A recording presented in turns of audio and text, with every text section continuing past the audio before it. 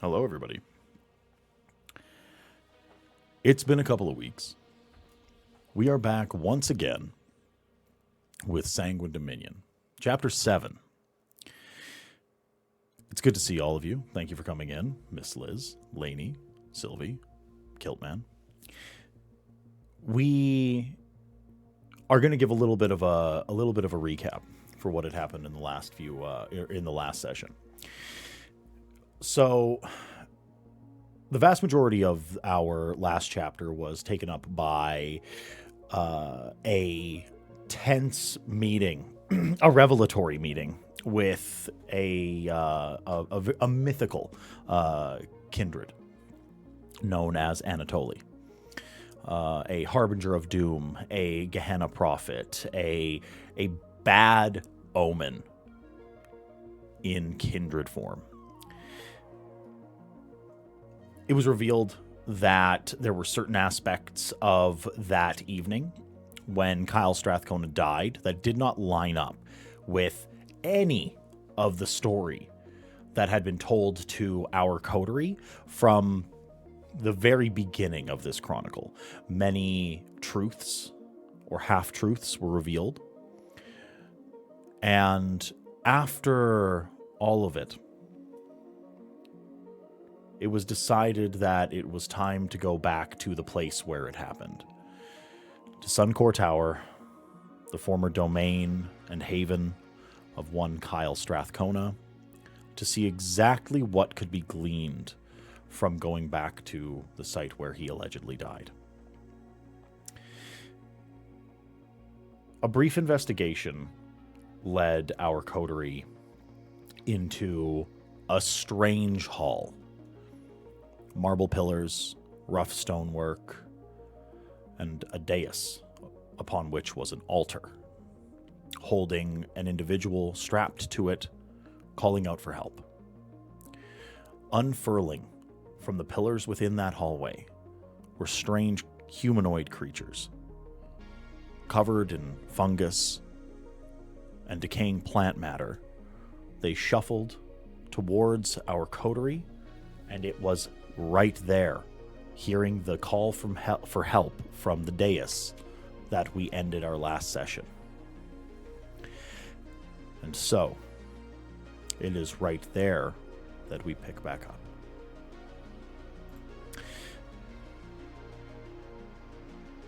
Can I please get initiative from everyone? What is that, wits and awareness? That is wits plus wits awareness. And dexterity. Oh, sorry, yeah, Me, wits when I plus realized dexterity. I forgot to get my dice on. You do not need to roll dice for this. I just need the actual score. Oh, Yeah. right. But I still need my dice. Dummy plane, why won't you load? No, you're looking good, Lainey.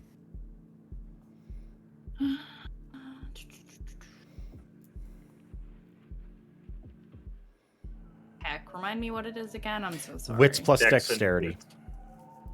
Yes. Fantastic. I love this. Okay, awesome. I have everybody's score. Oh, that's wrong. That's wrong? I'm looking at the wrong character sheet. A lot of vampires in there, Oh, it's still the same number, actually. That's funny. Tremendous. Thank you so much. Uptown, you're first.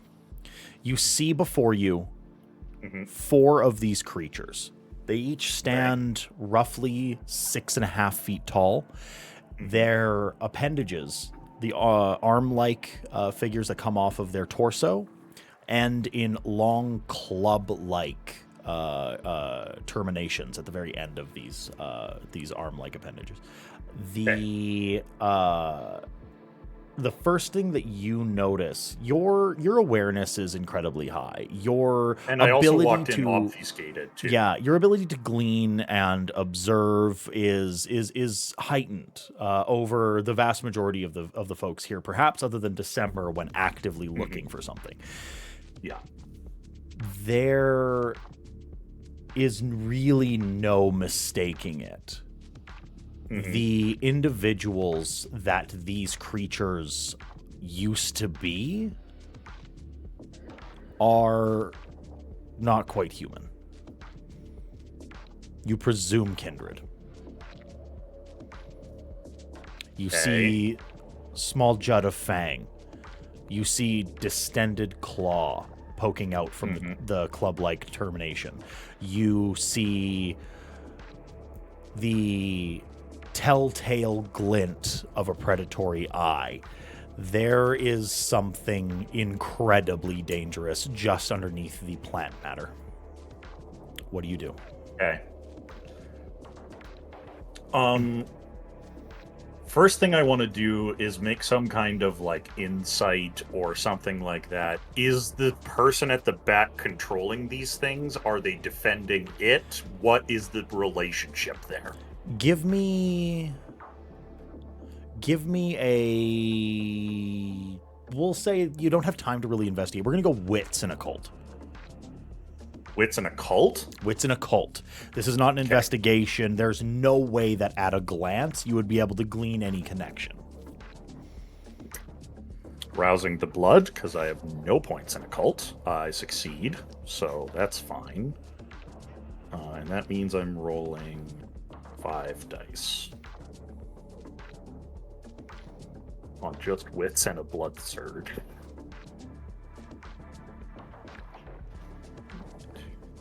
That is still 3 successes. 3 successes.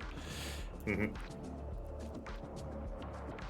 The one in the back is calling for help.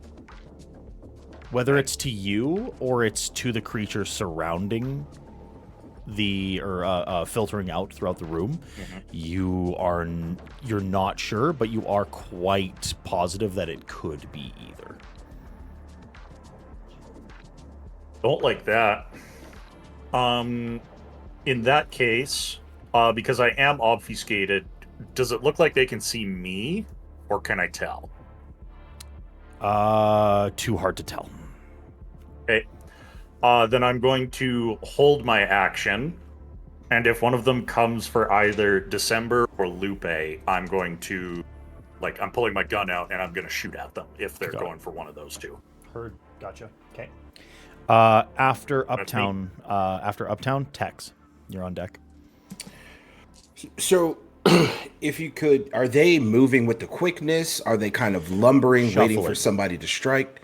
They're shuffling. Mm-hmm. Like what level of zombie are they shuffling? Let's say, so they're not like dragging feet or anything like that. They are quite literally they're moving with the gait of a normal person, and they're moving with purpose, and it is towards you. It is by the value of your predatory instincts and the fact that you can recognize dangerous individuals, all of you, that you know that they're coming with ill intent. And then with the previous game of my history of dramatic language, can I discern whether or not the person in the back is asking for help from them or from us? I'll ask the exact same thing. I will ask for a wits plus occult. Okay. I also am going to rouse the blood. There's nothing in fucking occult. This is a December thing that you're asking for, sir. Yeah. You're just whittling her thumbs in the back. 2 successes. 2 successes. Yeah, and I passed the rouse. Even with your ability to pull any sort of inflections towards one person or another, it seems as if they're calling out to the ceiling. If it's not to those that are shambling towards you, it's just a generic cry for help. Okay. So then just erring on the side of instinct and seeing that we're being attacked, Tex is going to he's going to take out a knife. He's going to stab it in the nearest wall and hang his colors on said knife. And he is going to, in a gorilla stance, pounce on the nearest one towards him. Hit it. And just, yeah. Cool. What do you want? Brawl and strength? I would say strength plus brawl, yes. Are you activating... So is this soaring leap, or are you activating lethal body? What do we got going on here? Prowess. Yeah, I'm actually going to do fluid strength on this one. Okay. Yeah. I'm hoping that they're all plant all the time, and so I'm just want to shred into them. You said brawl plus strength. Yes, please. Heard. Do you have any specialties? No, we're going raw on this one. Heard. 6 successes. 6 successes? Yes. Okay.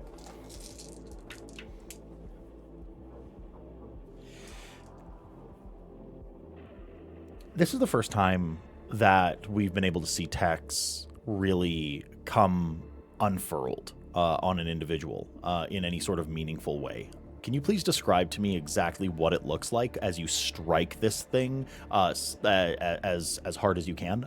They have not made a single success. That will be 6 straight damage.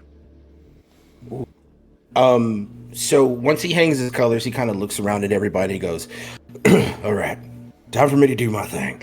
And turns and begins to start like in this like Logan-esque like leap towards them, and just puts his entire left arm through the body of this plant kindred, whatever it is, and takes his other arm and begins to make a hole. The beginnings of that hole, Tex, I think in this moment I can say that you underestimated your strength and overestimated the structural integrity of this creature. You rend it in half. Both halves go flying. There is not a single drop of viscera or blood inside of this creature. It comes apart in a cloud of spores, dust, and desiccated leathery flesh. You are going to, for me, please make a stamina plus athletics. With pleasure.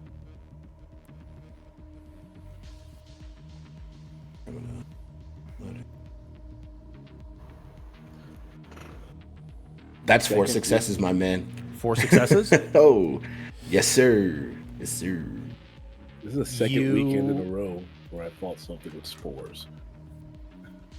You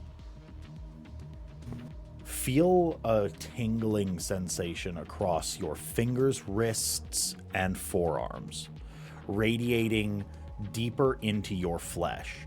And how would you remove the spores from your skin? What would be the quickest and easiest way that Tex would try to get these off of him? You have the prescience of mind and the athleticism to get this off of you, though. He goes down to his boot, takes down his tiny knife, and uses the back of it and starts scraping his arms. And if there's any cuts in it, he's pouring his flask on the top of it. He's completely reverting back to ranch hand mentality right now. You clear the spores, the dust, and whatever else is across your skin, and the tingling stops. Okay. Is that your entire turn? That's all you had? The last thing is that he does take a bandana out the back of his pocket because he does work in a motorcycle shop, so he has one, and he ties it across his face to cover his nose and mouth. Gotcha. Heard. And that's it. After Tex, can I please get a D10 roll from both Deacon and Lupe? Singular D10, please. Okay.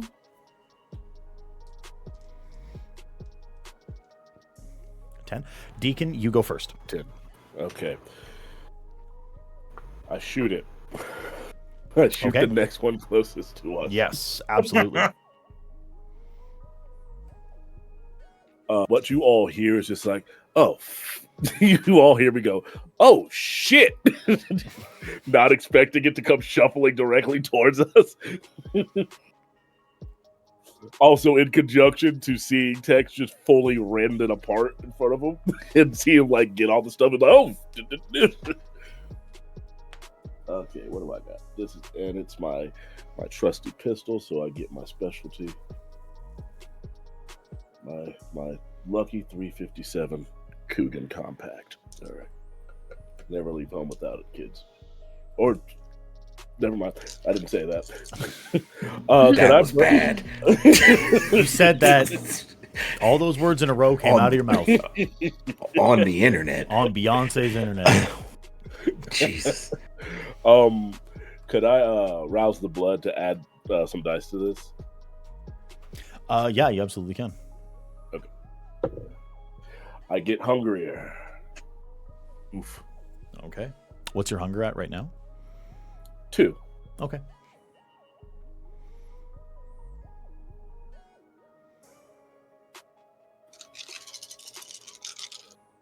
Okay. Don't be shitty.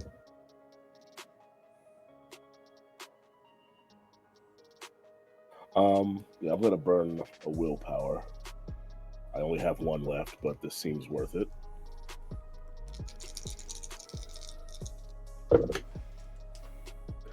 And it was a great thing that I did. That is 1, 2, 3, 4, 5, 6, 7. Yeah, I rolled 7 dice, got 7 successes. 7 dice and 7 successes. Yes.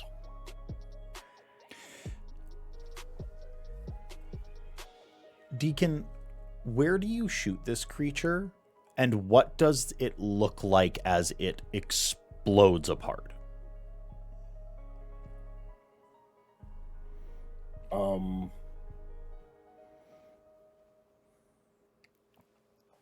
If they still have vague humanoid, are they completely covered in plant matter, or like there just are from very small patches. Yeah, there's very small patches that are not covered in that plant matter, like a shoulder blade.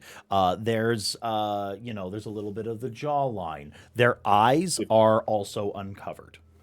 Okay, if there's enough that I can discern that there is at least a person up made of flesh that is at least underneath it.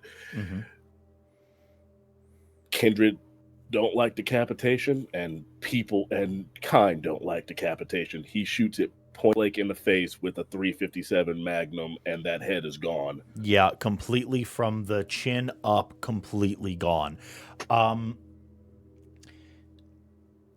The raw power of a pistol shot blowing off the head of a creature is usually messy business, even in a normal setting. The desiccated and dried out fungal nature of this creature, this explosion blows these spores all across Tex. Tex, I'm going to need another stamina plus athletics, please. You are the one that went into the fight. God damn it, Deacon. Sorry. You saw what the other one did. You can definitely add 1 extra dice due to the fact that you have prepared yourself with your knife as well as covering your face. Got it. One more time, and what you would like for me to roll? Stamina plus athletics, please. Stamina athletics. Heard. Deacon does the stereotypical black dude that's just like, I didn't do anything. His voice gets super high. He's like, hey, it was coming right at me. I He's like, it was coming right at me, dog. Hey. It's a lot of this too. Like How many successes? That's 3 successes for you, boy. 3 successes? 3. Okay. Yeah. Once again, you have absolutely gotten away with it. You have gotten all of the spores off of you. You scraped them off the way that you can. None of them got across your face. You are totally fine. Deacon, do you have anything else on your turn? Would you like to say anything? Would you like to make any observations? What's up? I will just say that before we came down, I don't know if it was heard, I do have Daunt currently activated. Mm-hmm.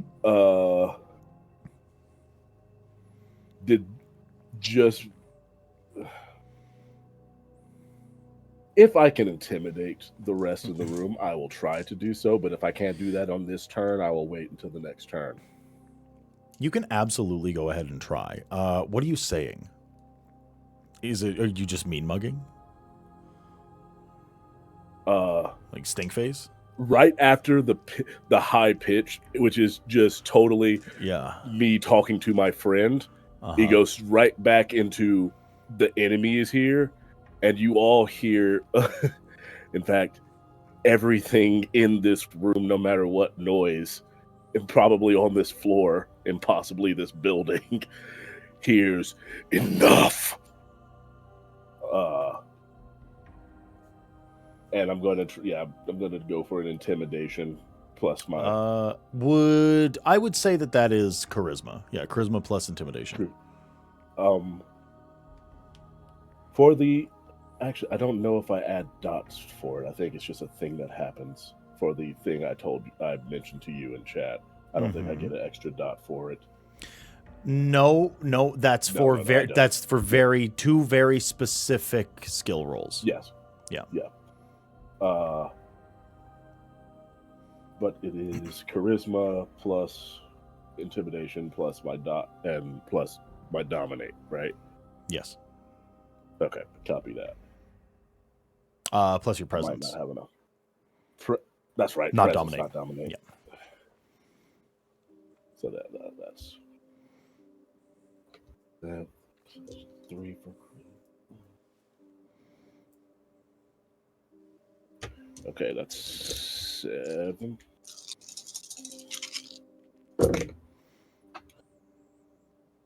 That is 1, 2, 3 plus 4 because I miscounted. That's 8 successes with a crit. So there's one thing that can be gleaned without any sort of doubt. These creatures must be mindless.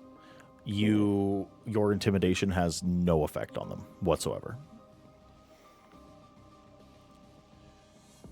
Well, we learned that. All right, cool. Lupe, you're on deck. So I've observed that powers don't work. You have observed that intimidation powers have not worked. Specifically a social power. Okay. And they don't seem to have eyes or anything like that, right? They do. I've actually very specifically said they do have eyes. They do have eyes. Okay. Yes. How many are there? There are 2 standing. And how much space is in this room? The room is, I believe I described it as 60 feet long by 30 feet wide. There are 4 pillars, and each of them held one of these creatures. Okay. The dais in the back that held the altar. Okay.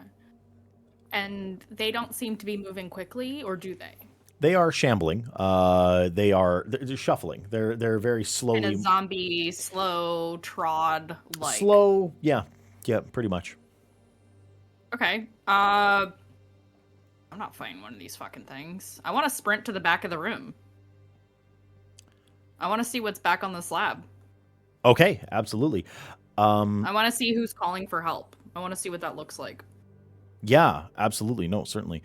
You start sprinting towards the back of the room, very deftly dodging out of the range of these slowly shambling creatures. They don't turn towards you as you dash past. You get past them. You approach the dais. You get to the altar, and an individual wearing a stark white mask, a seemingly masculine individual standing at maybe somewhere between 5'9" to 6 feet tall, in a set of black robes, is nailed to this stone altar. What appears to be almost railway spike-sized spikes are driven through the arm just above the wrist bone and just above the ankle at the feet, and there seems to be a series of them going down through the ribs on the torso as well.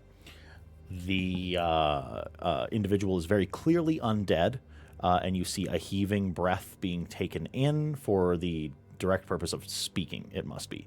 And they sort of rasp out towards you as you approach.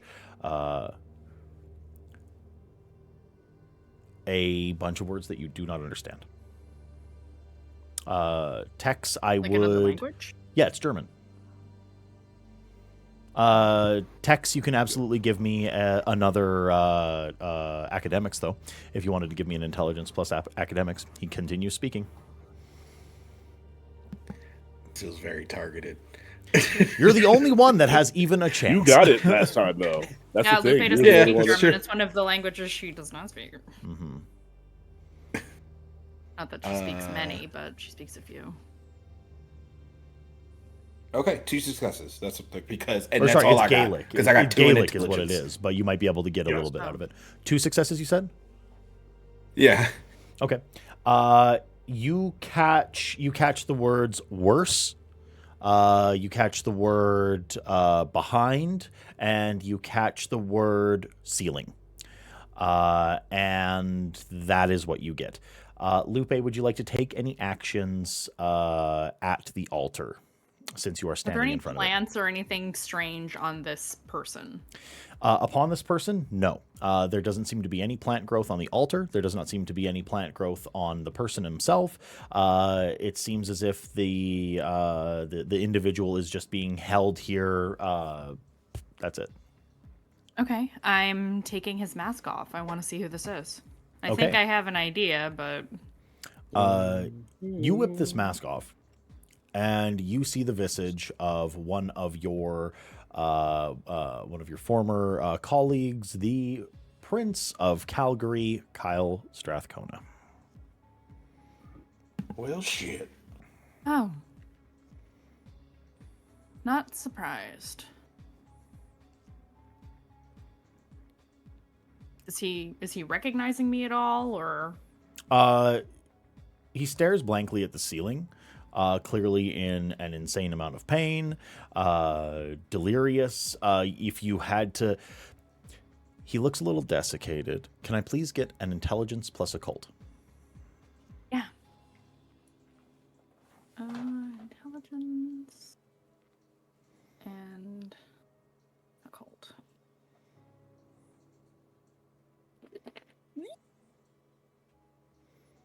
Oh no. 1 success. 1 success? Only 1. Yeah. You got willpower if you need it. I'm not using willpower for this. I don't think that it's beyond the ken of reality to say that there are certain portions of the vampiric condition that at your age, you start to recognize even at a glance. He, not in torpor, no. In torpor, he wouldn't be able to speak or do anything. He is right, that's true. hungry. This man has not eaten or drank any blood in you don't know how long, but he is in a dangerous state.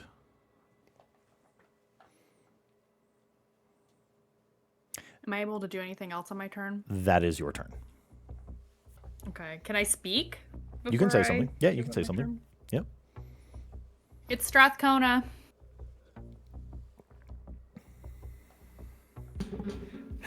What? Yep.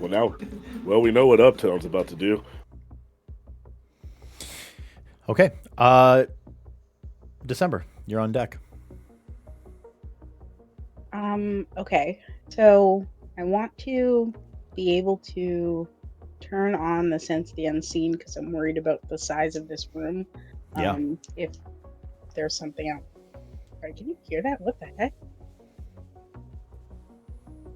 Noise is happening. Okay. So I want to enable sense the unseen. Okay. And which role would you prefer for me to actively investigate what's happening down there between Wits aspects and and resolve aspects? I think it's going to be resolve aspects. Okay. So, Yeah, if you're actively searching, it's resolve. Yeah.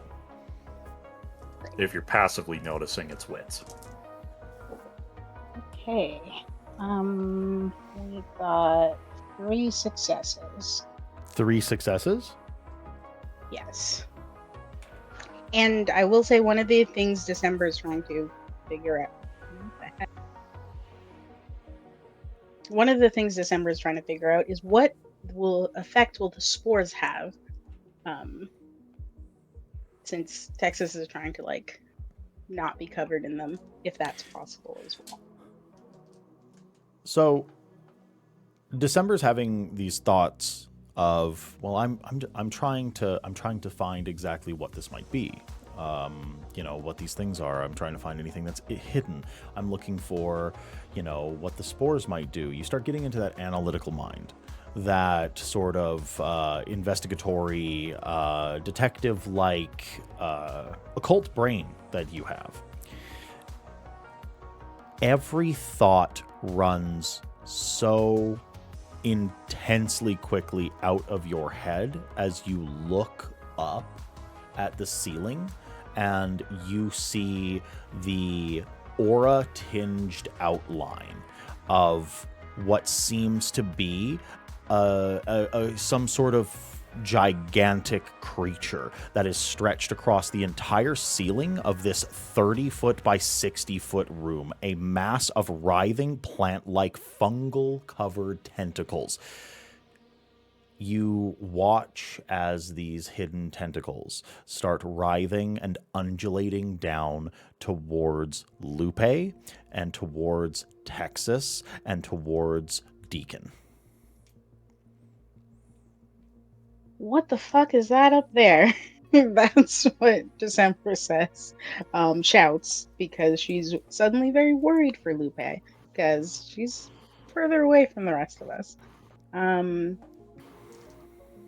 So that's the only thing that catches my attention in this moment because of the scale of what I'm seeing, right? Yes. Okay.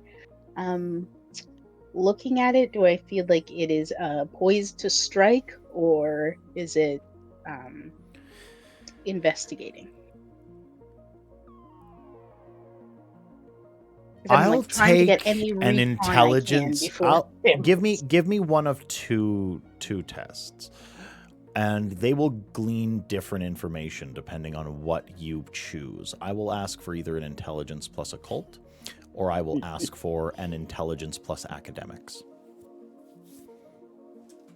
I'll go occult. That's my shit. Mm-hmm. So let me go. That's a t-shirt. Occult, that's my shit. Occult, that's my shit. Yeah. Yeah. Put it in the merch pile. Put it in the Just merch a little pile. chibi of December's face over it too. Mhm. I want Baphomet December Ooh. now. That's what I need. I'm gonna have to use a willpower. That sucked ass. Be right back. I gotta go get my iPad real quick. Yeah. Oh no! Oh no! Me leaves Oh, combat that's to draw fan art of our characters. That's so you. 3 successes. 3 successes.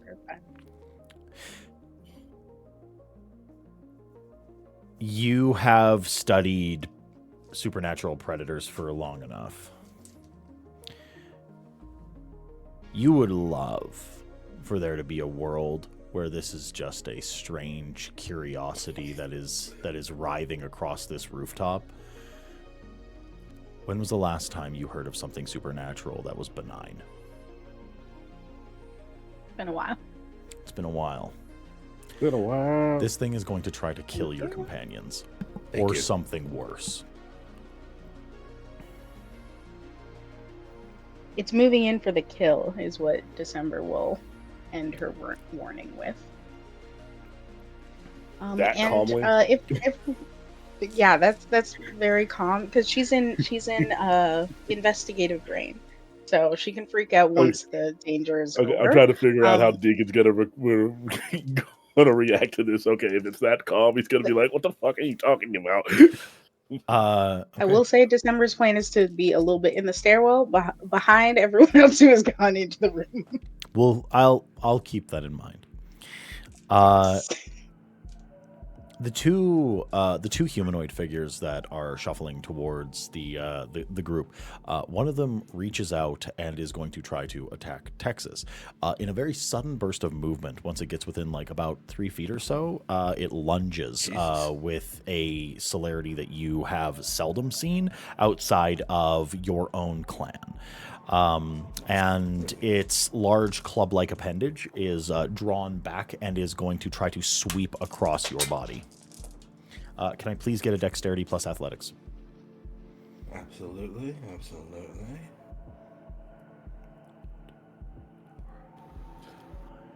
So, That Aaron, is when was 4 the last successes, my friend. Got a question though. Yeah. I got an onk on 2 of these bad boys, not on the hunger. That's a crit. That is a crit. Okay. So that's So- 6 Oh, so successes you add, with so you the add, so four. it's 2. Yeah, it's 2 additional successes. Yeah. 6 successes then total. Tremendous. You do your absolute best to get out of the way of this attack. Texas is fast. Texas is a very lithe and incredibly dexterous individual. You swing Go ahead. yourself almost out of the way, and this club comes catastrophically down on your shoulder. Now, Texas, you've felt potence before. You've absolutely felt potence before. This feels just like potence. This feels like a lethal attack, and you are going to take 2 aggravated damage.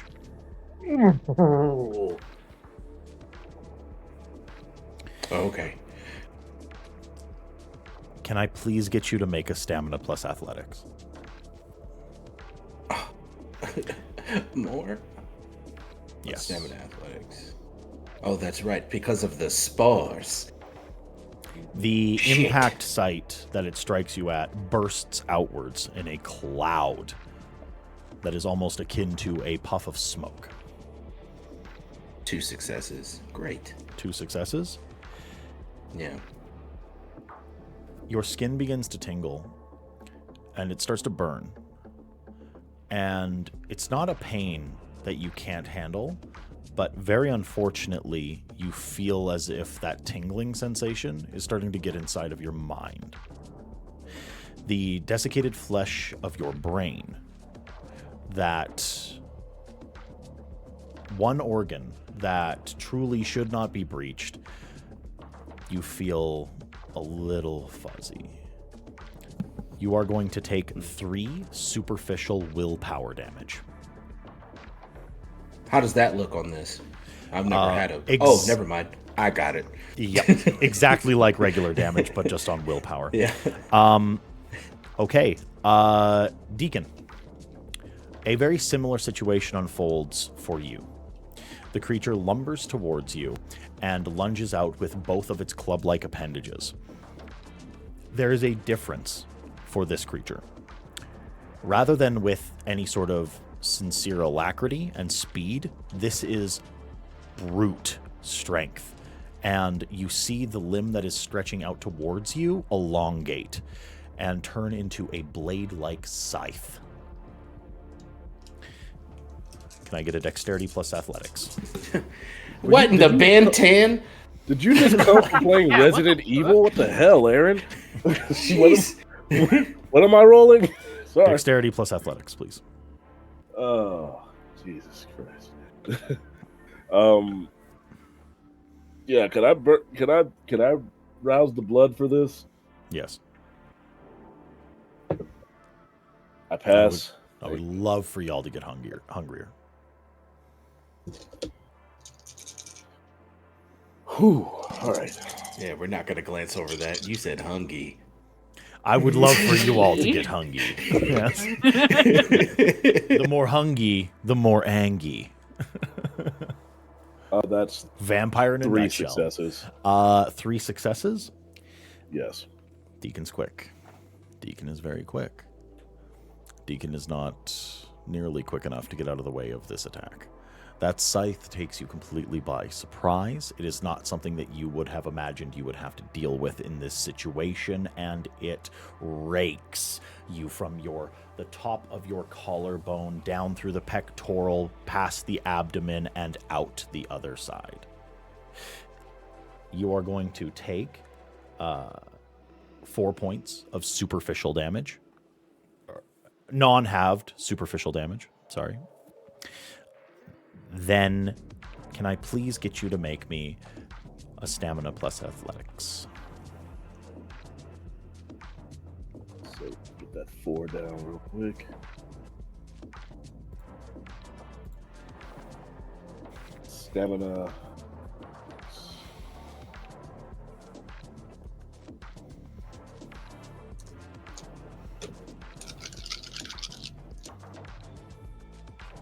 Does my would my resilience add to that roll, or is that just? I think that's just adding a dot to my overall health track. Yes.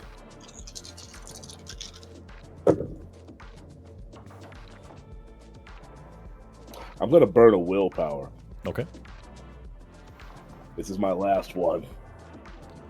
Oh, jeez. Okay. Look, the other option was no successes. Remember, you cannot re-roll hunger die. I put those to the side. Tremendous. But I did crit, so that's 4 successes. Okay. Just like a venture to get out just by the skin of their teeth. You absolutely do manage to. What does it look? How does Deacon handle this? What does it look like as Deacon tries to scrape these spores out of the wound that has been run ragged through his torso?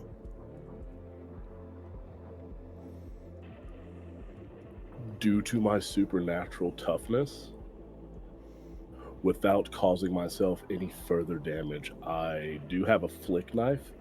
Mm-hmm. I bring that out and I dig it into the wound and just start cutting it out, and straight facing it, while knife in the wound without actually causing it. Just there's not a universe that doesn't deal another superficial damage. That's telling fine you with now. that is honestly fine with me. I'll take another superficial, but unlike That's everybody else, this stabbed inside of me. That's what you do. I understand. Fully heard. All right. As that finishes up,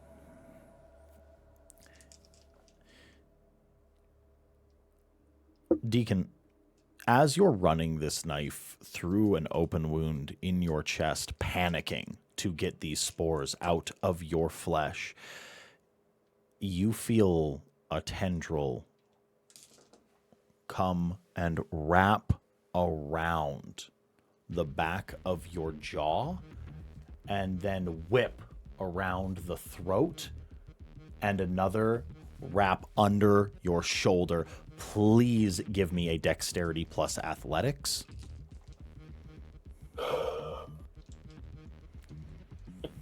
I got called, Mr. Ian, I need you to stop. I need you to stop. You can't whip a nay-nay. It was a very subtle light one. Time and place. I swear to God. I gotta run the risk of getting hungrier. I'm going to rouse the blood again. Absolutely. Or does it? I can't remember. Does that stay, or is it just for the roll? It's for one roll. One singular roll. Gotcha. Yeah. I wanted to make sure it wasn't for the scene or something. No, understood. I pass. Thank God. Okay. Ooh. You ever feel your skull start pounding because of nervousness for a fake character you made up? Mm-hmm. Nah, but it seems to happen to people I play with all the time, though. I don't know why. You're so full of shit. Does 4 successes work?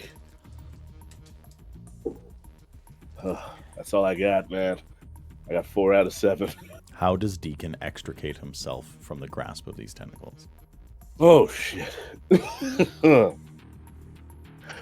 Knife in one. I would say so. My dominant hand is my right hand. I would not have put my gun away to put the knife down. Whatever he's done because of his specialty with pistols, I would feel he's done some training, specifically I forget the actual name of the technique, but being able to hold a flashlight underneath or hold a tactical knife underneath, so he can do both. So if he can't slash it, he shoots it. Like it's one or the other. Like he slashes behind it. If it goes out of reach, he'll shoot. Like he'll slash at the neck or shoot right behind him, whichever gets the job. I think it's a combo of both. The tentacle is about as thick as your wrist. Oh shit! These are not thin little tendrils. Yeah. You blast through one portion of it, you cut and slice through the other, and as you're lifted about a 1.5 feet into the air. You feel yourself almost being wrenched to the ceiling, and then with a blast of the 357, you blow through the last of the tentacle, and then you drop just with a... Lupe, as you see this happening, you look up and you see dropping down the exact same set of tentacles. Yes. I'm going to ask for a dexterity plus athletics, as one wraps around your upper arm and the other wraps around your jaw and mouth. Can I argue for charisma persuasion? Can I talk my way out of the tentacle? Honestly, you can say whatever you like, yes. Aaron, I did have a held action in case anything came for December or Lupe. Absolutely. Save me, Uptown. Is that a thing I can do? Can I shoot the thing? What would you like to do? Do I see what's happening, first of all? Yeah, absolutely. This is very easily observed. Oh, okay. Then absolutely. I see the things coming down, and I drop to a knee and take a shot. Okay. At the things trying to grab at Lupe. All right, give me a dexterity plus firearms.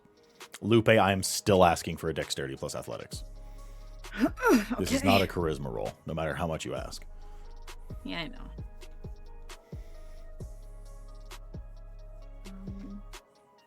I'm gonna rouse the blood to get another die. I can do that, right? Yes. You can. Okay. Depending on your blood potency, you might get 2 extra dice. Double check. I have blood potency 1. Then I think you get 1 dice. You get 1 die, yeah. That is 4 successes. And I do have a question. You told me for Rachel's gun. Yes. That something fucky's going on there. Yeah, I'll tell you when it comes up. Okay. Yep. How many successes did you get? Remind me again, when I roll to rouse the blood, if it's below 6, I get hungrier, right? Yes. Yes. Okay. I'm like brain dead today, I think. You still get the bonus dice no matter what, though. I do get hungrier, but I have my bonus dice. May I ask what your hunger's at? Wait, if I get hungrier, does that mean I use a hunger die? I add a hunger die? Yes. Instead of a regular roll? Not for this roll. Not for this specific roll. Yes, Brendan is exactly right. Any my roll hunger, after this. okay. My hunger is at 3. Okay. As of now. Heard. So you should have 2 hunger dice in the roll you're about to make. Yes, okay. Yeah. Hey, yo! Fuck yeah. 4 successes. Every single one of those is a success. Okay. The tentacle that was going to wrap around your upper arm is blasted through 100%. A gunshot rings out, smoke erupts from Uptown's gun, and the tentacle just falls limp. The one that was wrapping around your mouth and jaw, can you describe to me how you escape it? I feel like even as a kindred, Lupe has a bit of a supernatural sense, and she senses the presence of this thing behind her. So she crouches down to the floor at the last second, kind of hiding behind the slab of this altar that Strathcona is nailed to get out of the way of it trying to wrap around her.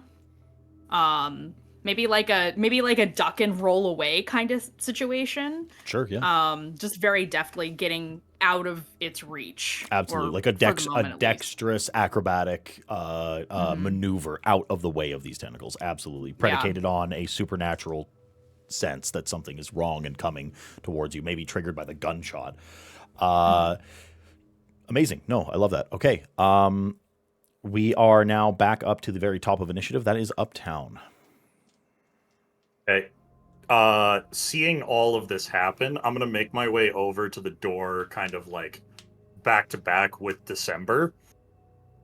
And I'm going to lean over and I go, like, what the fuck's going on? I look up. Can I see what's going on up there? If you see the tentacles that are dropping down towards Lupe, you see the ones that were dropping down towards Texas. You were seeing the ones that were dropping down towards Deacon. What you don't see is the writhing mass that is on the ceiling. Hey, you keep saying that. Ugh. I say to December, what the fuck's going on up there? You got anything that could fix that? Or where am I shooting? I don't see anything. Ceiling full of tentacles? I don't think I can handle that. Uptown reaches into his boot, pulls out Rachel's gun, puts it in December's hands. This is really easy. Point and shoot. You got this. Yeah. No. I put your hand, I put the finger through the trigger guard. I'm using my turn to give December the help action, if that's a thing, to assist. Because I'm trained in firearms, but I can't see what I'm shooting, so I'm giving her a gun and the option to shoot. I'll try it. Mm-hmm. Okay. Is that Uptown's turn? I would assume that's most of it, yeah. Okay. Tex, you're on deck. Yeah. Question about the landscape. So yes. December is the only one who sees the undulating mass. Yes.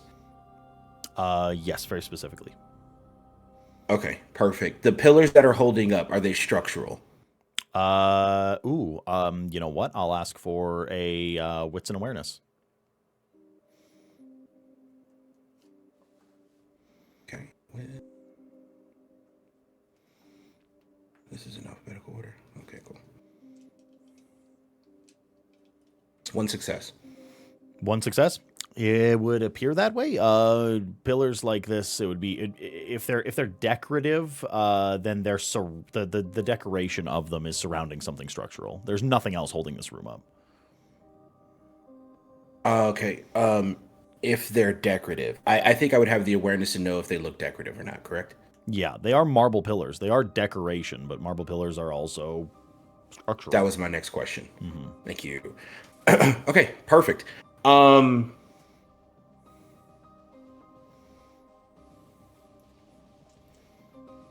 There's still two baddies in front of us, yes? Correct, yes. Heard.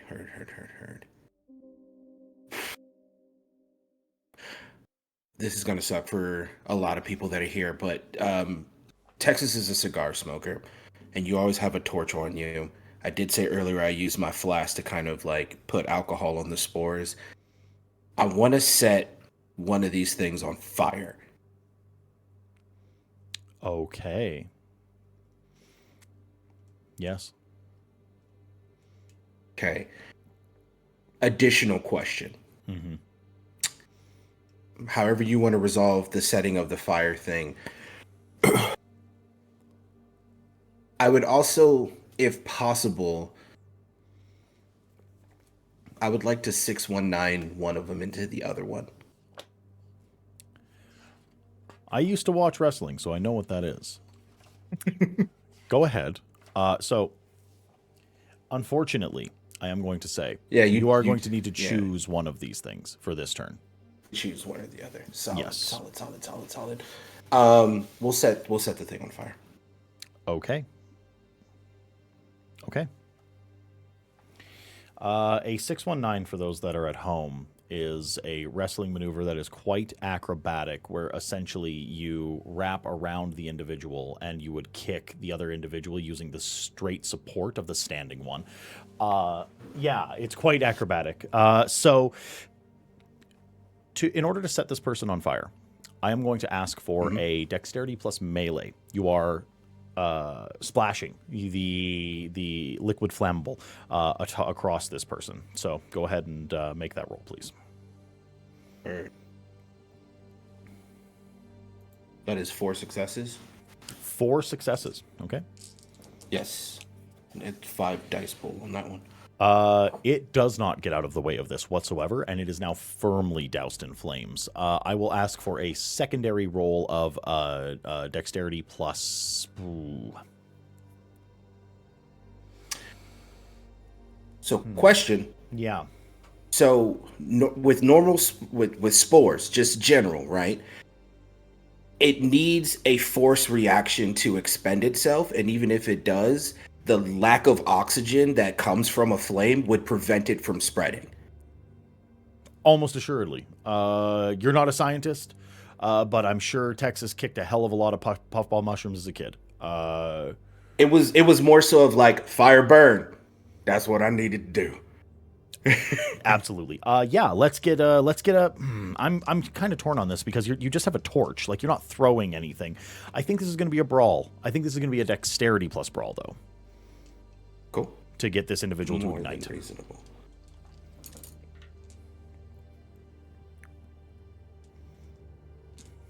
Has 3 successes. 3 successes. These are not dexterous creatures. Yeah. These are not swift-moving, agile predators.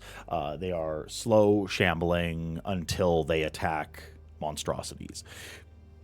With your torch, you ignite the entire upper half of this individual that you've doused with alcohol. Can I please get you to make a resolve plus composure? I believe that. Sure. Yeah, Brendan, that's the Rotschreck test, right? I think it's just straight willpower. It might just be straight willpower. Okay. Can we get a proof positive on that one? Can we get a? I'll double check. Yeah, if you don't mind. I'm on it. Don't worry. Yeah, please and thank you. Hold, please. Heard. Yeah. Resolving composure and will. Resolving composure and willpower are the exact same. What it's worth. True. It's just that one you can spend willpower on and must have your hunger die. The other you can't. Right. Resist frenzy, right? Right? I'm sorry? We're talking about resist frenzy, right? Yes, we are. Yes. Pretty sure. To resist frenzy, the vampire rolls willpower against a difficulty set by the storyteller based on the level of provocation. Vampires add dice equal to 1/3 of their humanity rounded down to their willpower resisting. Oh, so you do add 1/3 of your humanity to the roll, but it is resolve and composure. Okay. So resolve composure. Do I need to add the humanity? Yeah, 1/3 of your humanity rounded down. Right. Yes. So 2. Mm-hmm. Solid. Okay. One moment. Resolve composure. Ooh, that's not good. That's 2 successes. Tex, you do successfully ignite this creature, but the giant conflagration of the flame puts your beast on edge, and you feel that voice in the back of your head. You feel your beast rise up and take hold, rips the reins out of your hands. You are a creature that is in control a lot of the time, and when you do lose control, it is usually anger. Fear is not familiar, but you feel it grip your heart just this minute, and then you hear this deep, low, guttural growl in the back of your head, and it just says, "Run!" And you start sprinting out of this hall. I'll be honest with you. Actually, I think what happens is that he starts climbing up one of the pillars, and he's sprinting out the hall, but he's jumping from one pillar to the other. Yeah. Like, it's completely animalistic as he tries to get out of the way. Flavor it however you like. Absolutely, that animalistic panic. You just leap, brachiate, however you ambulate towards the door. You move to run. Yeah. Okay. After Tex, it is now Deacon.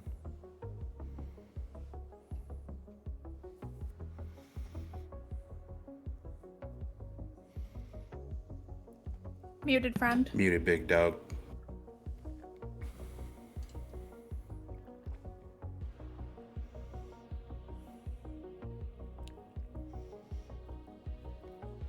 Okay. The fire is not close enough to me that I. No, you're fine. Okay. With whatever movement you will allow, without taking up my entire action, I scramble away, like further back into the hallway, away from the creature. Okay. And when there's enough distance between me, I'm going to shoot that one to get rid of it. Okay. Since one fire, I got to take out the other one. Yeah. But I absolutely. also I scream out, "Lupe, get out of the room!"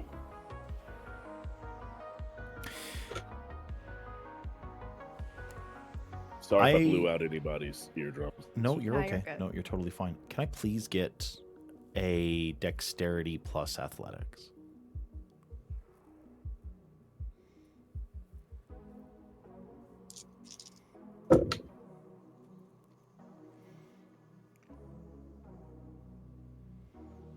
No successes.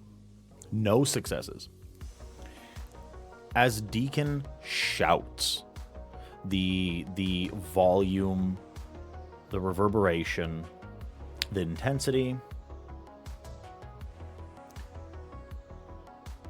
one of the tentacles from the ceiling lashes out at you, and you are held in place.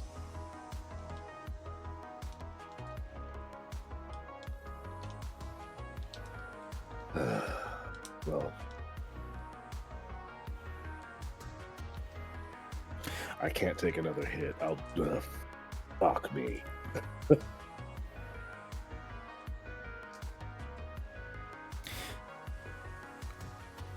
I can probably struggle to get out of the grasp of this thing. I cannot take another hit, so I still shoot. I shoot the one in front of me, if you'll allow. I'll allow it. Okay. Rouse the blood to add to the pool. Get hungrier. I'm now at 3.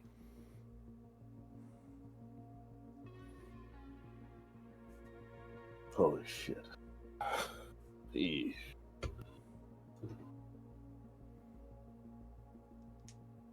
Well, reacting to sound. At least we know that, I guess. Jesus Christ. But I can't reroll, so that's 2 successes. 2 successes? Yeah. How much damage does your pistol do regularly? 357, I believe we said plus 2. Because it's a heavy, or what? I'm almost certain it's heavy's 4, medium's 3, small is 2. Yeah, because a heavy firearm would be something like a sniper rifle, like something incredibly powerful. I think the 357 is 3. Okay, so yeah, 3. So you don't blow this one to pieces, but you blast a fist-sized hole in this creature. After Deacon's turn, it is December. It is Lupe. Yeah, I'm getting away from this. I'm listening to Deacon on this one, because what the fuck? Tentacles in the fucking ceiling and shit. Okay. Deacon is still... Wait, I'm sorry. I was in my brain. Deacon is being held still? Deacon is being held at the very threshold of the door, yes. Texas has motored out of the room and is moving up the hallway. December is standing at the edge of the hallway. Your movement is so crazy. That's absolutely. Then if you said consecutive soaring leaps, December is standing just on the precipice of the hallway, as is Uptown. You are the only one in the room. Okay, yeah. Am I able to sprint towards where Deacon is? And I'd like to feral weapons and cut the I'd like to cut the tentacle that's holding Give me a rouse check. Yes. Uh-oh. Let's see. Okay, that's a success. I don't get hungrier. And then, so I think, my nails get, talon-like, like monster claw, and I just slash at it. It's brawl, right? That would be strength brawl? plus brawl, yes. Okay. All right, I have a third hunger die because I got hungrier earlier. Do you add anything for the feral weapons? No. It adds to damage. It adds +2 to damage, yeah. Dead. This is a new ability for me, everybody. Okay, 2 successes. 2 successes. I can't re-roll the others because they're hunger die. I just want to cut like above him if I can to free him. Yeah. Aaron, for what it's worth, with feral weapons, superficial damage is not halved. No, I understand. Here's my question. Is Lupe surprised when it is almost effortless slashing through the meaty fungal tentacle that is wrapped around Deacon? I think because it's plant matter, she's not surprised. Okay. Deacon, you are cut free, and Lupe, as you are sprinting past, the tentacle falls flat. December, you're on deck. December is holding a gun for the first time in like years. And she's gonna follow the instructions, but probably poorly. So, trying to find a point in the writhing mass that would be most useful to target. Is anyone else still like rooted by one of the tentacles, or No. They're all okay? So then, like, how far did Lupe get in towards the exit? At a full sprint, Lupe is standing right around where Deacon is, at the threshold. So above them, then, is where she's trying to shoot. Okay. What do I roll? That'll be dexterity plus firearms. I don't have anything in firearm. So Just So it's dexterity. dexterity, and you add an extra die if I can do teamwork and help. Is that a thing? Am I helping? Because of the instructions and the putting it in my hand and all that jazz. They did give up their turn for the help action. I understand that. I would like you all to recognize that it's fucking silly to like think that like someone can just like be firearm trained by being like it's the trigger, you put your finger on that one and then you point. Like it's not like, I understand that. I'm gonna give it, but in the same breath, I will say, fuck you, Brendan.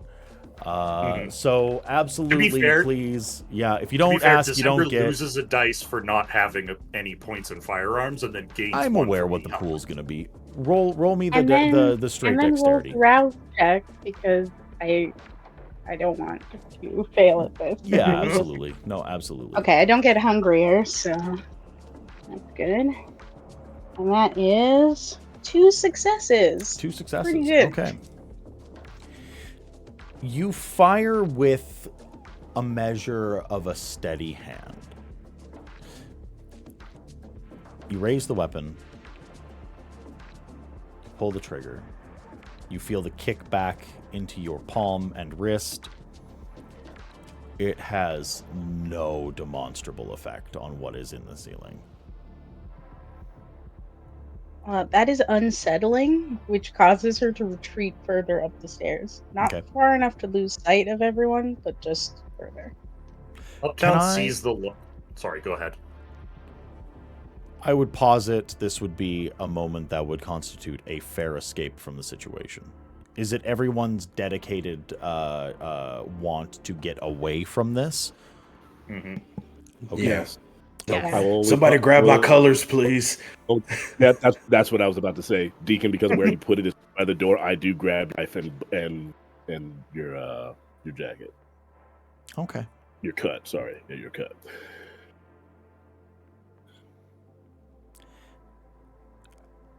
As you erupt back out into the boardroom,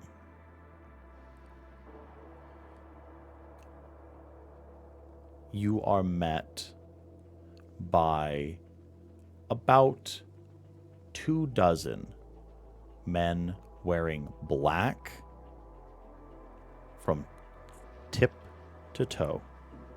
Masks, guns, tack vests, night vision goggles, and they are pointing them at the entrance that you are coming out of. Standing right in the midst of them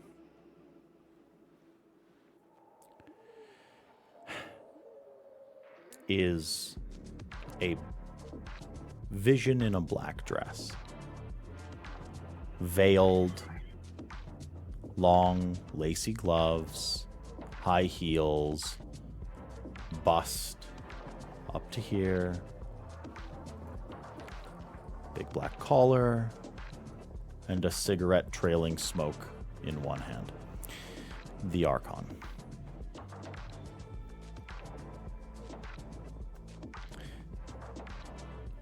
So,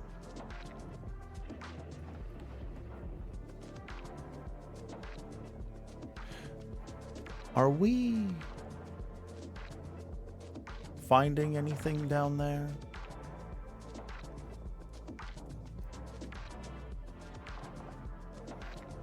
Wait, where's Texas at? On the ceiling. He's on the ceiling. I would say Texas is at the entrance with y'all. Actually, I should address that very, very swiftly. Once Texas has extricated from the situation, Texas does calm down. I think it would. Okay. I think it would absolutely stand to reason that he would wait for his companions, etc., etc. But you are now found here. I was wondering where you were going. What did you find? Are you trying to imply that you don't know? No, I'm saying What's that I down don't know. Does she not? Do I recognize this person? Insight? Do not go in there. Yeah, go ahead and Definitely give me a wits plus insight. Anyone that's making it. Yeah, yes. First of all, yes. Second of all, do I know who this woman is, Aaron? The Archon? You've never met. Yeah, the Archon.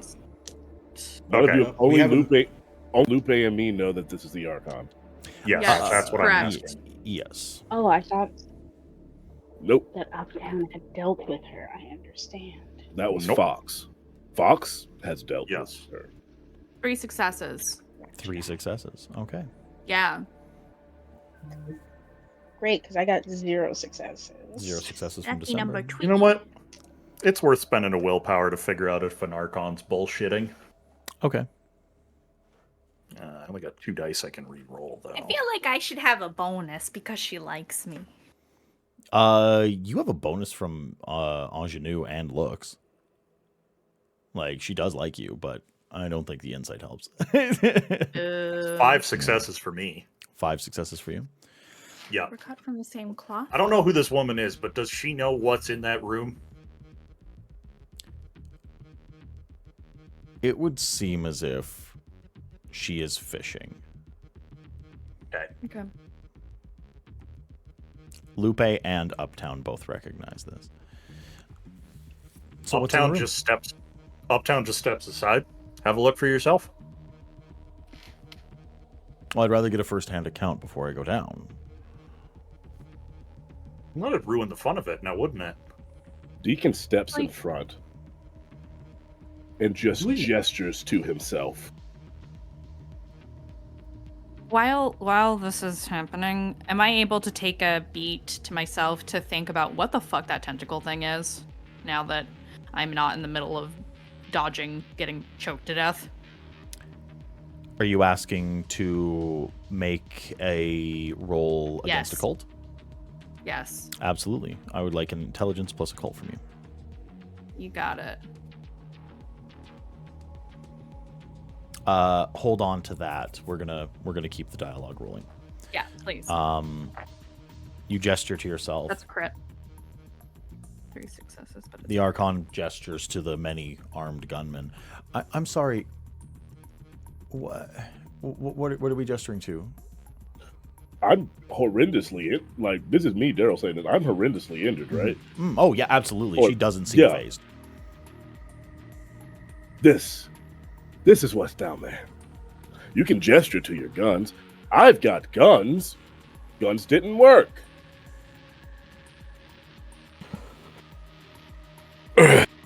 Sorry. So it's big plant things and tentacles. Thank you. You're welcome. I feel like I did something wrong. No, there's zero. She did not know that. We're standing around and we're playing a game. Honestly, I'm kind of getting tired of it. There's tentacles in that room, big plant monster things. One of them's on fire. You do what you want. And then I think was above table was the fact that it was Strathcona made known. Yes, Lupe shouted that out. Yeah, I did shout that Gotcha. it was Strathcona. I did. And Strathcona pretty much hogtied to whatever the fuck is down there. Right. He's So, nailed to y'all an have altar fun. and starving. But we were attacked, so we left so that we could regroup. Oh. Okay. Well, I understand that might have been a little traumatic. I'm sorry. So, Lupe does not even look remotely phased. I suppose here's my real question for you. What do you want to do about it? Burn the room. Burn that creature, if nothing else.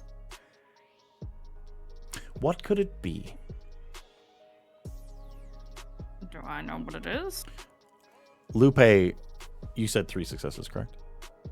I got a crit. You got a crit. That's 5. How many total successes? 5? So 5. Okay. You're so unsure.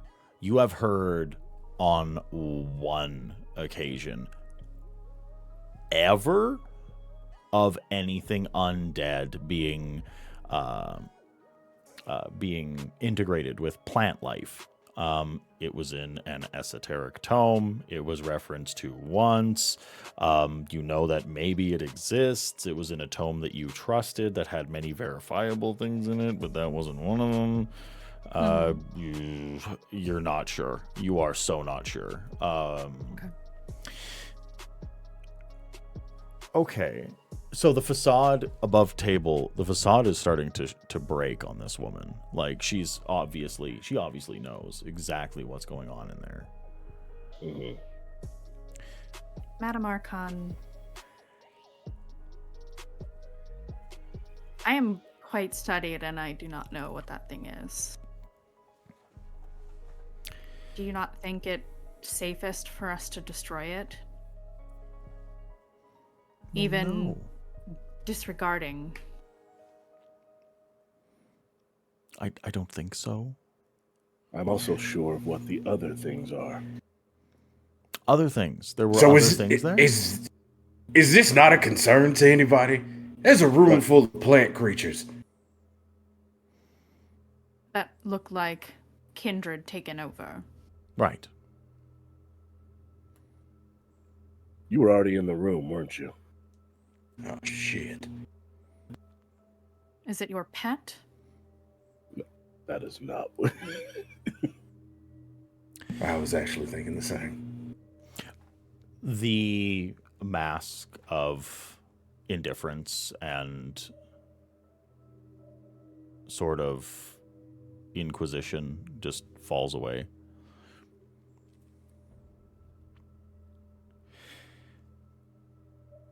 You're seeing what is truly the revolution. You're witness to something that is going to quite literally bring about an entirely new age in this city.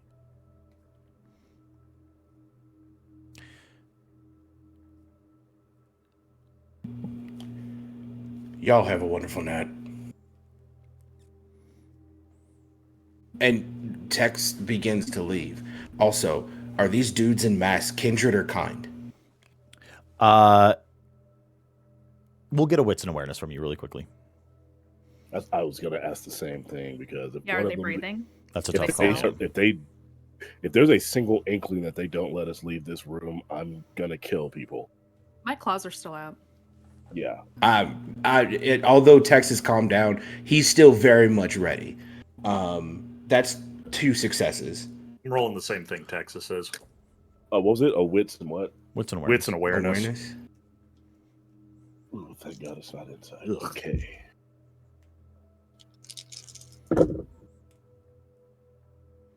I got 2. I got 2. You got 2. 2. Everybody rolled 2. They seem human. Okay. They're breathing. If I could impose just another moment of your time before you head off. Lupe will pause. Yeah. Uptown paces a little, like he's walking back and forth, but he's staying. Well, I don't mean to be too severe, but I mean I could have all of my men open fire, and I'm so sorry if some of you think that you might survive. That's all well and good, but then she points to December. I think a few of you might not. Tex shuffles over to December. So how you want to do this? What's the threat for? What do you want in return? It touched you, didn't it? Deacon, can I actually very specifically from you? I want a composure plus. Just composure. No, okay. I want composure plus subterfuge. Okay. That's very specific. Is this a check that I may rouse the blood on? Yes. I don't get hungrier. Okay.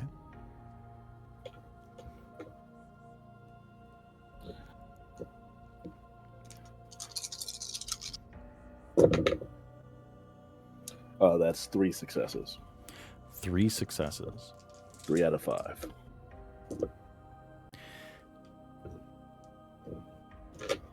You recognize something behind the Archon's presentation.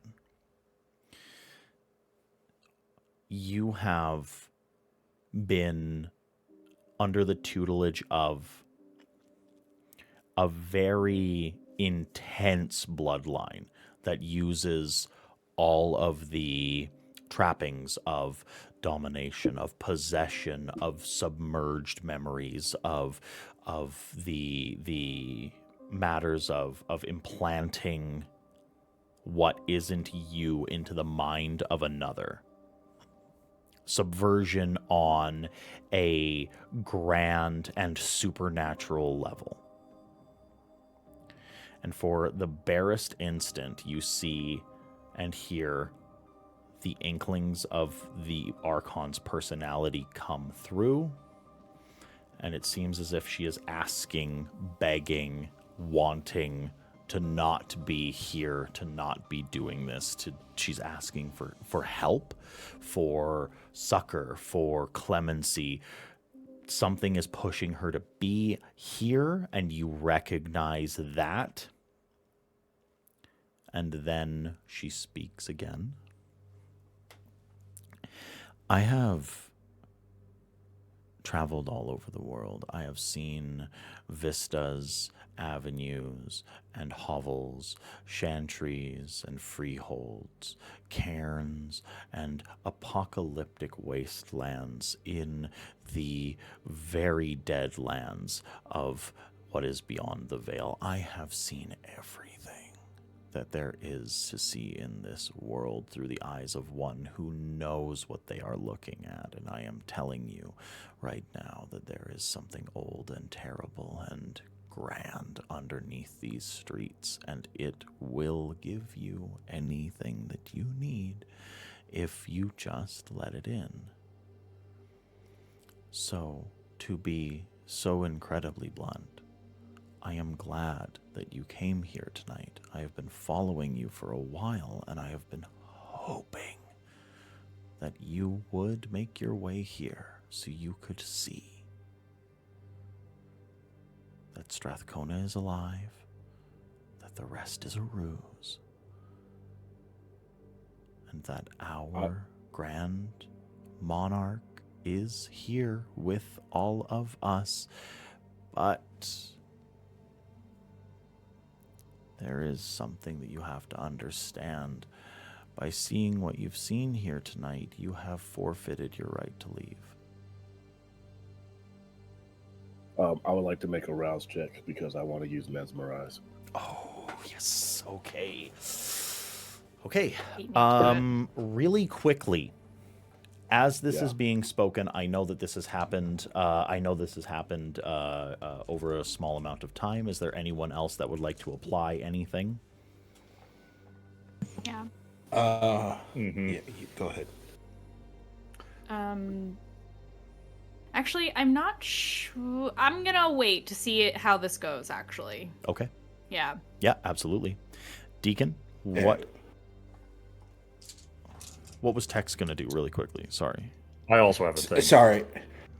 He's gonna focus. He's gonna like kind of like get ready with fluent strength. Being that these are kind, he's gonna prepare to rip through people. Yeah, absolutely. No, 100%. Uptown just says one snide little remark. Okay. Who's telling you what to do and why are you doing it? And I'd like to use demontation. Okay. You go ahead and give me that roll. I am going to then ask. Sorry, what's? I have a question. Yeah, what's the question? Eyes of the serpent. I'm trying to find. Rousing the blood. Oh no, they are still capable of speech. Never mind. Yeah, they can still speak. Yeah. Never mind. Okay. Deacon. I get hungrier for that. I also want to rouse the blood to add to the dice pool. Thankfully, I don't get hungry on that because it's my one. Yeah. I got one dot left. I will ask. Yes. Very quickly. Mm-hmm. How do I word this?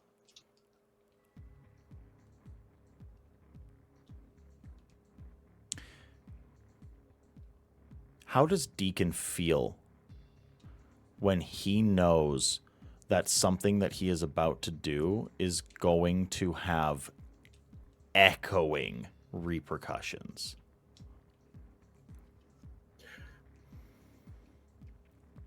I have no choice, so I'm fine with this. Okay. Give me the roll. Survival is my ultimate thing, and this is a very important roll, and so I'm going to tell you what you need to beat. The roll that you are going to need to beat on this, you are going to need to beat 7 successes. Keep in mind, once your willpower tracker is full, you can continue to take damage again, but it is aggravated.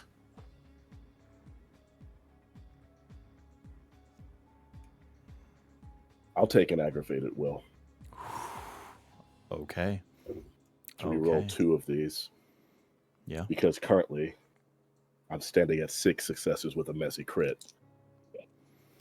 You need that extra success. How many dice are you re-rolling here? Just you said 2. 2. Yeah. I'm going to take a picture of this. Absolutely. Get you some. Get you some. Let's go. I get it. I meet it. Exactly. Okay.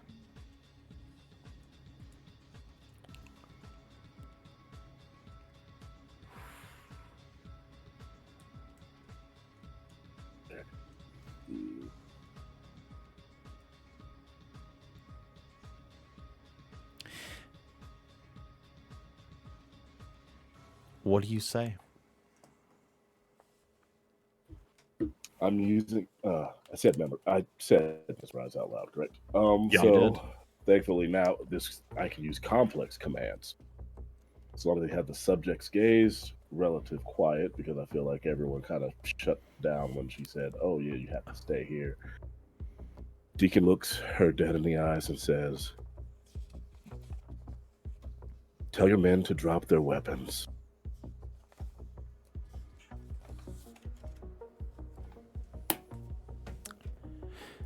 The Archon looks around. You heard him. Drop your weapons.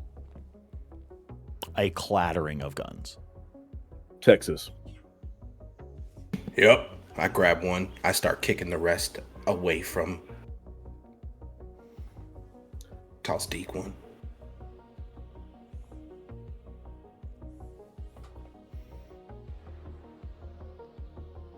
I'm talking to the Archon now, and not to you.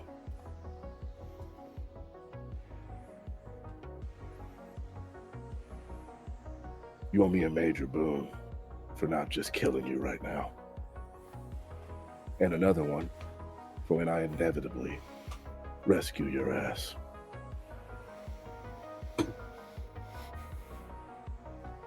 Now all of you leave, and we'll do the same. The Archon's face twitches. Lip upticks. Eye twitches. Mouth twists up and down. Eyebrows up and down. Unnerving set of facial motions. Her hand holding the cigarette twitches and drops.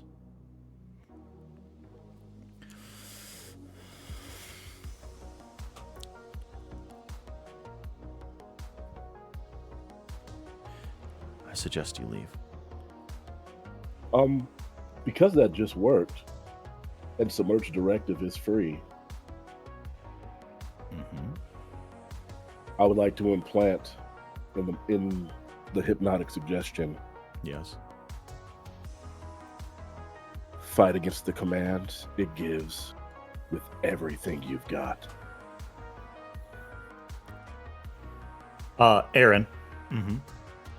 Does the resistance roll for dementation is different than it is for mesmerize? Do you need to roll to resist? Oh, yeah, I absolutely do. If I'm not mistaken, it's composure and intelligence for that one, but I'll double check. Oh, wait, it'll say on the... I think it's composure and intelligence, isn't it? Is this just directed towards the Archon, Daryl? The kind is not part of this? Yeah, it's composure and intelligence, Aaron. For my stuff, okay, I have to be beating the Archon's game. Yeah. Cool. They only dropped it because but basically I'm trying to get her to fight against the mind control that she is so blatantly under right now. Dementation is a little bit more of an insidious power. And her test pool isn't quite as good. Okay. I got 6 successes. I had to burn a willpower and make the rouse check, but... Okay. Now... I would like you to DM me exactly the repercussions of that. I don't want to reveal that.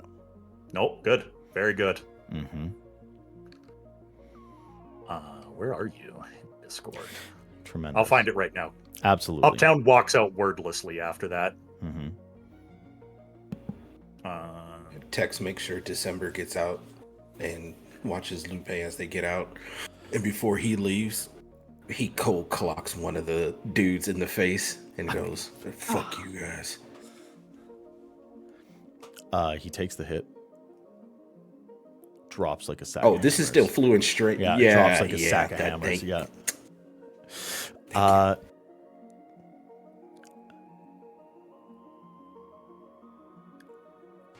It is a question. Bio break? For all of we can definitely do our bio break now. But it's a question for all of you. As you walk out, I'd like all of you to think about what your character's thinking as you are extricating from this situation. Give it a lot of thought. Are you panicking? Do you feel triumphant? Confused? Worried? Angry?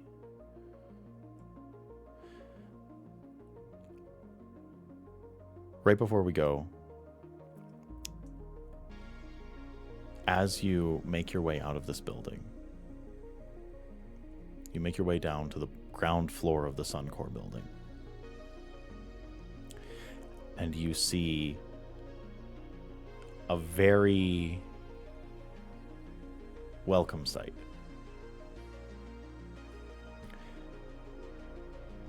Screeching up in a matte black van, door swinging open, is Fox. Pouring out is Fox, the Baron, Longtooth, and an unknown individual that none of you have seen yet. A man that stands about 6'5", gigantic shoulders, hairy arms, tufts of hair coming out from either ear, a big, gigantic, bushy beard coming down almost like past his chest, red flannel on, ripped jeans. Yeah. And as you all look on to this situation, Fox gestures into the van and says, "Do we have to run?" I don't think we have to run, but it would be nice to not be here. Yeah, let's get the fuck out of here. Okay. Grab your rides. Let's go. I texted Modi on the way down. Yeah, for sure. We are going to go to our break now. Y'all stick around. Tell your mom, tell your dad, tell your local fire department, tell your local politicians, tell your garbage collector, tell your EMTs, your grocery baggers, your neighbor, your dog. Tell your dog I love him. Yeah, tell everybody that you know that Another World Tabletop is live right now with Sanguine Dominion. Welcome back, everybody. Peace out. We'll see you in 10. Especially Aki.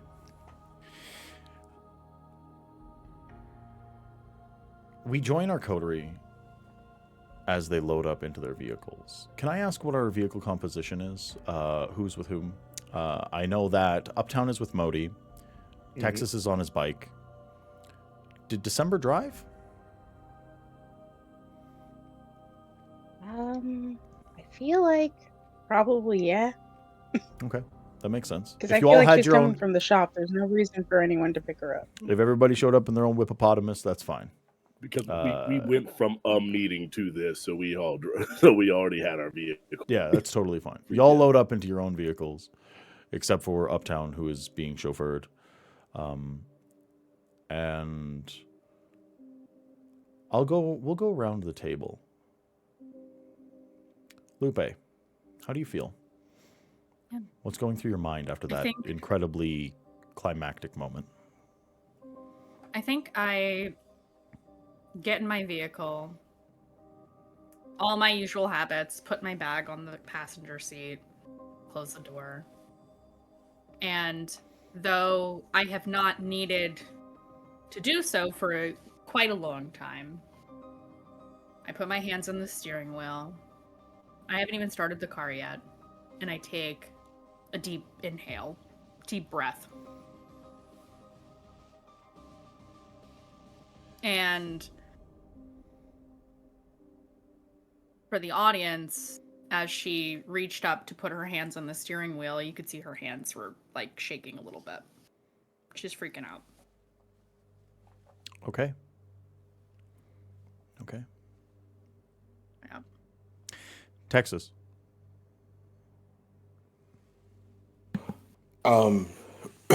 Texas has a bit of a struggle starting his bike because he's so frustrated. He's angry that he's being put in this position because at the end of the day, Texas just wants to be. So on the outside, everyone can see that furrowed brow and the heavy breathing as he kicks up his bike and he starts to pull off. But what's really happening, he's extremely worried.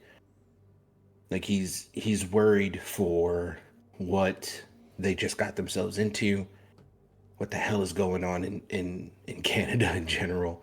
What the fuck was that? Like all of these thoughts are racing through his head as he's like riding along.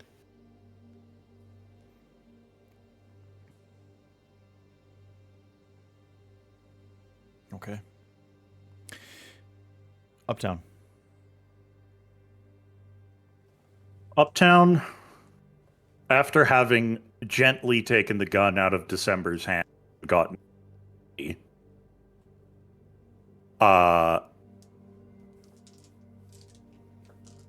is sitting in the back seat.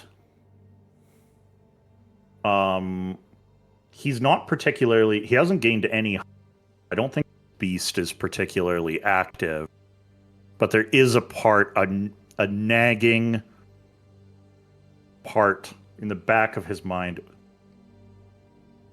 It was a mystery, and he left it unsolved. A conviction that he's held for a long time. And as he sits in the back seat, he sort of dissociates a little, and more words come to him. And in the end, there was only water. My foolish children knew hunger and loneliness and fear. And it was good.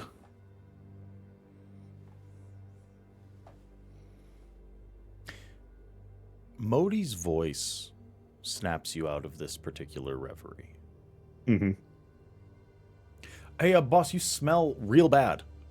Real bad. You smell like actually the worst basement I've ever smelled in my entire life. You smell horrendous. What is that? What am I smelling?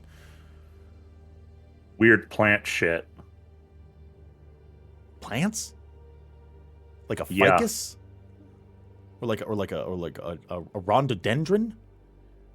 You ever heard of any plants that can prop a kindred up and take them over? No. That's what was in that room.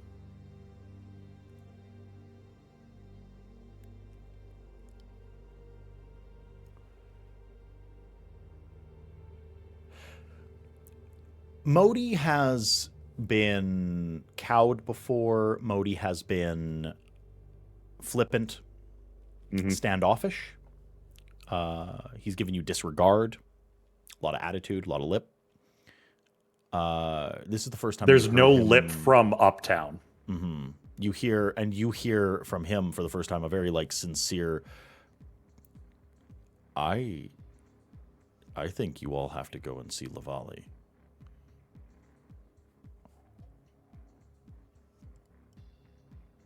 I know you wouldn't say that if you didn't mean it.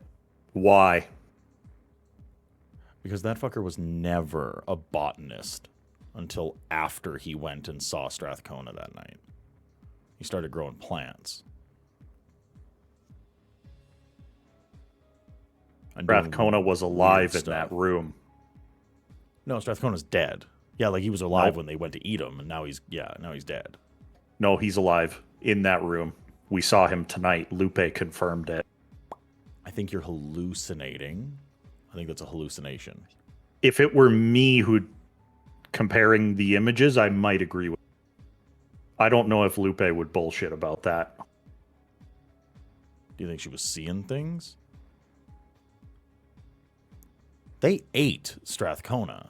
It was a big mess. Or do they remember eating Strathcona? Oh my god. Yeah. Oh my god. Oh my god. You don't tell this to anyone, Modi. If Strathcona's alive, then he's still Prince. That's why this doesn't leave this car. How did you find him? What do you mean? We went back to the location where it was assumed that he had been diablerized. That's why we were here. If Strathcona's alive, I'm fucked. Why? I stole so much of his shit. Don't worry about that for now, Modi. We'll solve that problem. Oh my god, I went to one of his houses. I took his art. I'm playing on his accounts. I'm ordering things with his Amazon credit card. I'm fucked.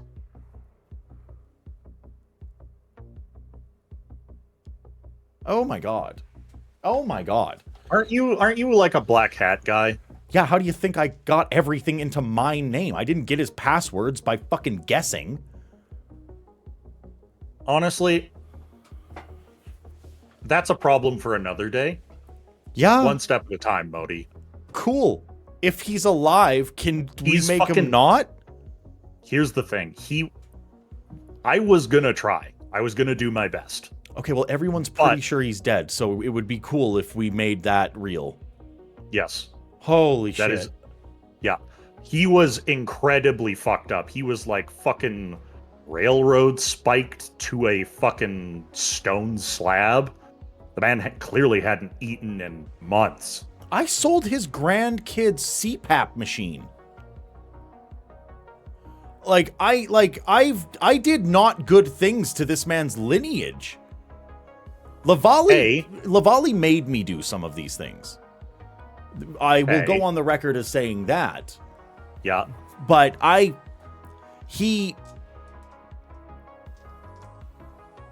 hated Strathcona with every fiber of my being, and I'll take the... It's fine. Okay. I'll take that. Yeah, I'll absolutely take that. Yeah. I have a Tremere's Ghoul with thaumaturgy, whatever it's called. Is that right? Okay. Yeah, that's great. That's great. That's awesome. I'll take that. I'll absolutely take that. I stole the Sheriff's Prize Ghoul's Candy Crush. Candy Crush? Wait, the Sheriff's? Yeah. Yes. Old Red. Yeah, what about, I like the Sheriff. Why'd you do that? Oh, because I actually stole the Sheriff's shit list and I needed to frame it as something else. Oh my god, what? When? What? I'm learning a lot about you right now. Yeah. Okay. Yeah. Why? Why the Sheriff? The Sheriff's a pretty just guy. Modi. No, I mean that. I'm not. No, listen, look at me. Look at me.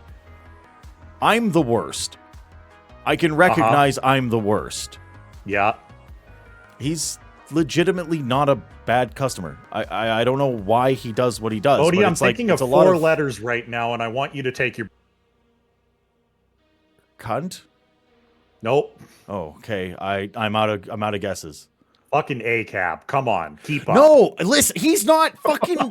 He's listen. Within the structures that we operate under, I am telling you, fucking piece of shit to piece of shit. Yeah. The Sheriff is not bad people. I've dug up a lot of stuff on him. He legitimately just does his job and wants to be left alone.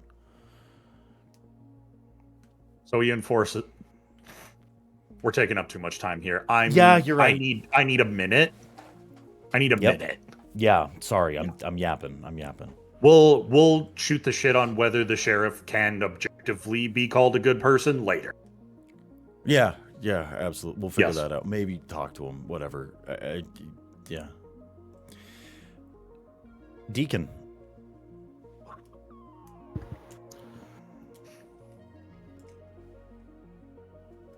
What do you think? One, and the first one is obviously the most messed up one, the messed up feeling. Mm-hmm. Elation that everyone now shares the same dread that he has been having for literal years. He has been looking into this. But he's now not alone. And I feel like everyone will now realize the extra amount of stress that he's had and why he's been popping off a bit extra lately.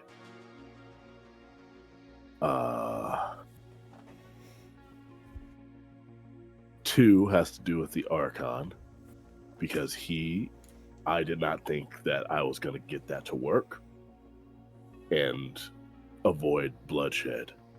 So I'm glad about that, because though I have killed, I prefer not to kill needlessly. Or providing, if not that, I'll just get someone else to do it and pay them i.e. Texas or some hoods, whatever. And 3, confliction, because Lupe told him that the prince was in there. And while I did switch sides to the Anarchs, Prince was Ventru. And the only clan that is all about helping within the clan, more so than the Ventru or the Nosferatu.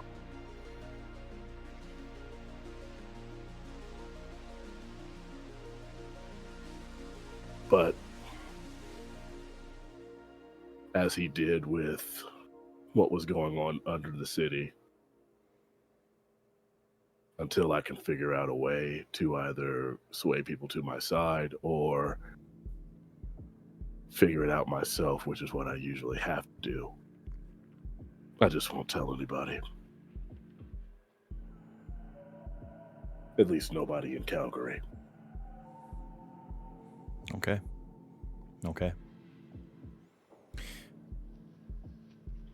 December. As December gets to her car, she gets in and she pulls out her phone and she starts squinting at it and taps a few buttons and is on speakerphone. Puts it on the dash as she begins to drive, and she's focused on getting in touch with a member of the coven. She grabs Zephyr on the phone. I need you to go into my office and pull out my laptop. The green book on the third shelf of the black bookcase, the one with the purple sprayed edges, pull that one down. The red book on the Green book, bottom shelf purple edges. with the gold spine. Okay, gold spine. The brown book that's stamped with an emblem Brown. that's on my stamp, desk. Emblem. And she's listing out, basically trying to think of the different sorts of resources she has to figure out what was that? Yeah. What was that thing, and what kind of supernatural creature could do such things? Yeah. And she's trying to collect as much as possible into one place to get them to leave it for her to pick up and move on to the meetup so she can be multitasking. Okay. She's focused on information gathering. Okay. Zephyr gives an affirmative that they're gathering the books, that they're looking for the grimoires and tomes that you're asking for. They make a note for looking for similar tomes. They give you an affirmative for literally everything, but at the end of it, they ask, "I'm sorry, what's going on?"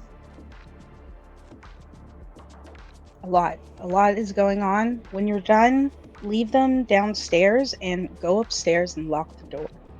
Do not come out. Don't let any of the coven come out. Hey, that's really concerning. Uh-huh. Should I know anything? Not right now. I don't have any more information yet. What I do know is you'll be safer inside behind a locked door. Remember what happened the other day. Can I get a manipulation plus persuasion? I guess this doesn't include specialties, so...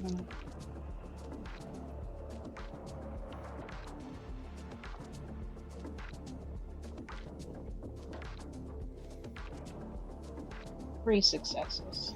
3 successes.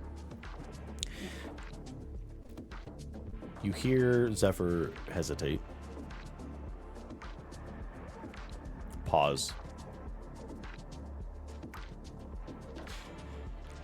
We're getting a little worried about you, December.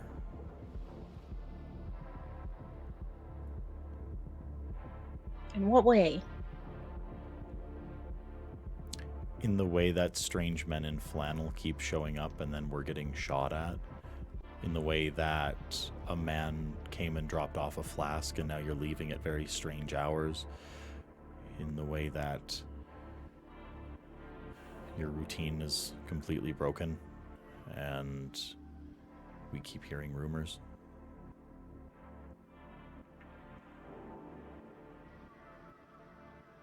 You can be of great help to me if we talk about this at another time. We can all discuss it, if that's what's necessary. But what's necessary now is this information so that I can deal with the other problems that are coming down on us. Well, on me. Okay. If you wish to leave now, you may be exposed, so I suggest waiting until we've had time to discuss. I don't want to leave. We're just worried about you. You should be.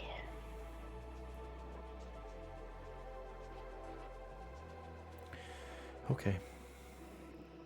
And then they hang up.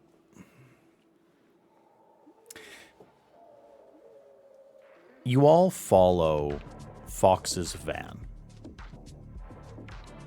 It trundles away, and eventually you are led to a abandoned parking lot on the outskirts of Calgary.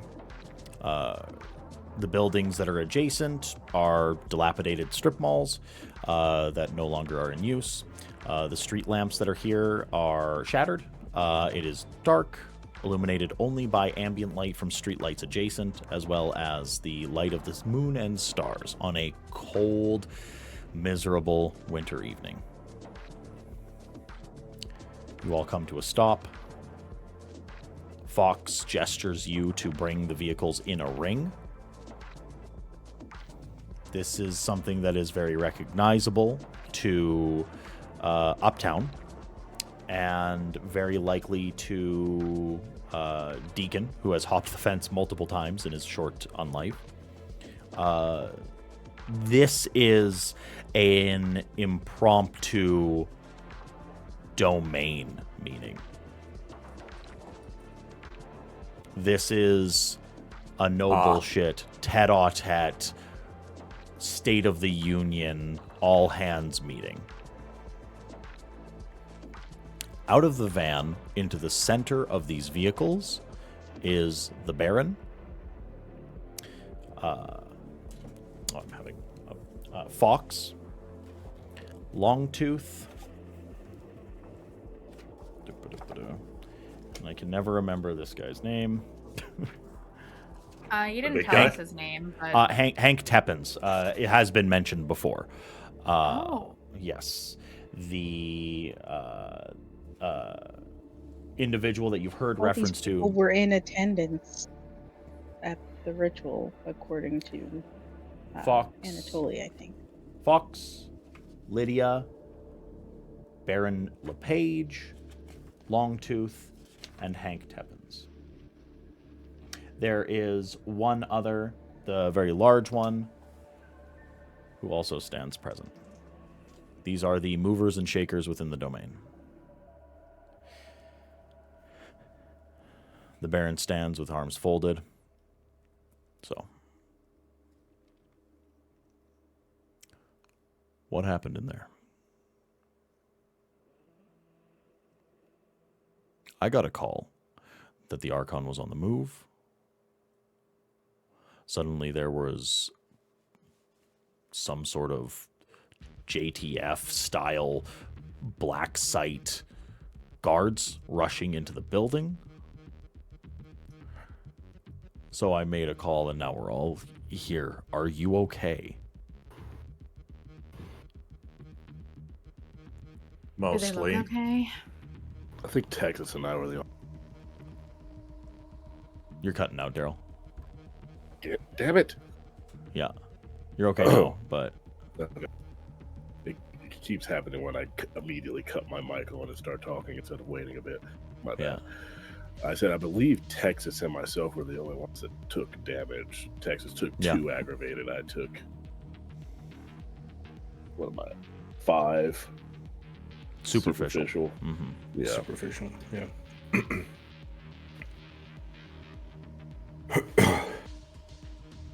All right.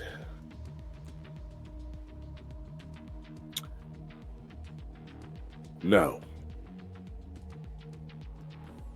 Not all right. Not final dead, but not all right.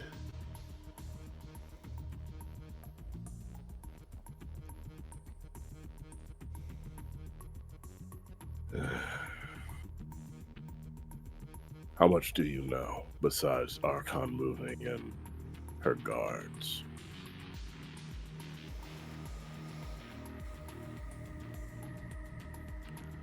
I don't know what you mean. Is he full of shit? I mean, it'd be really nice if... I think Tex is gonna just be open with it right now. He's gonna be like, it'd be really nice if you're playing some kind of game to kind of just cut the bullshit. Okay, if you know something, say it. If not, we'll tell you. I don't. I have 4. He seems earnest. The individuals adjacent to him, Fox and Lydia, are both sort of like wringing their hands. They look a little bit worried, and Archon moving in with fucking Black Ops forces is a very worrying event. Seeing you come out wounded, also worrying. As far as they knew. As far as you know that they knew, that was supposed to be a cleared site. I don't know what's going on. This isn't from her. It's a completely separate event. Okay. Well, technically. Oh, wait. Oh, you all. It's not separate. You don't know. He's talking to the Coterie when he says, oh, you all didn't. What?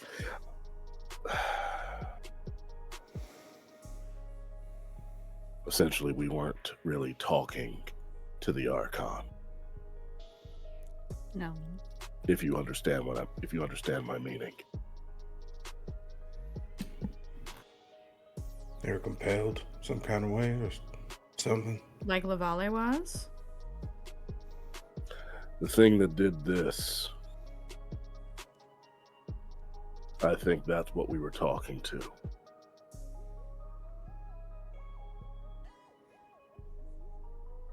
I felt to try to get on. What do you mean, what? What are you talking about?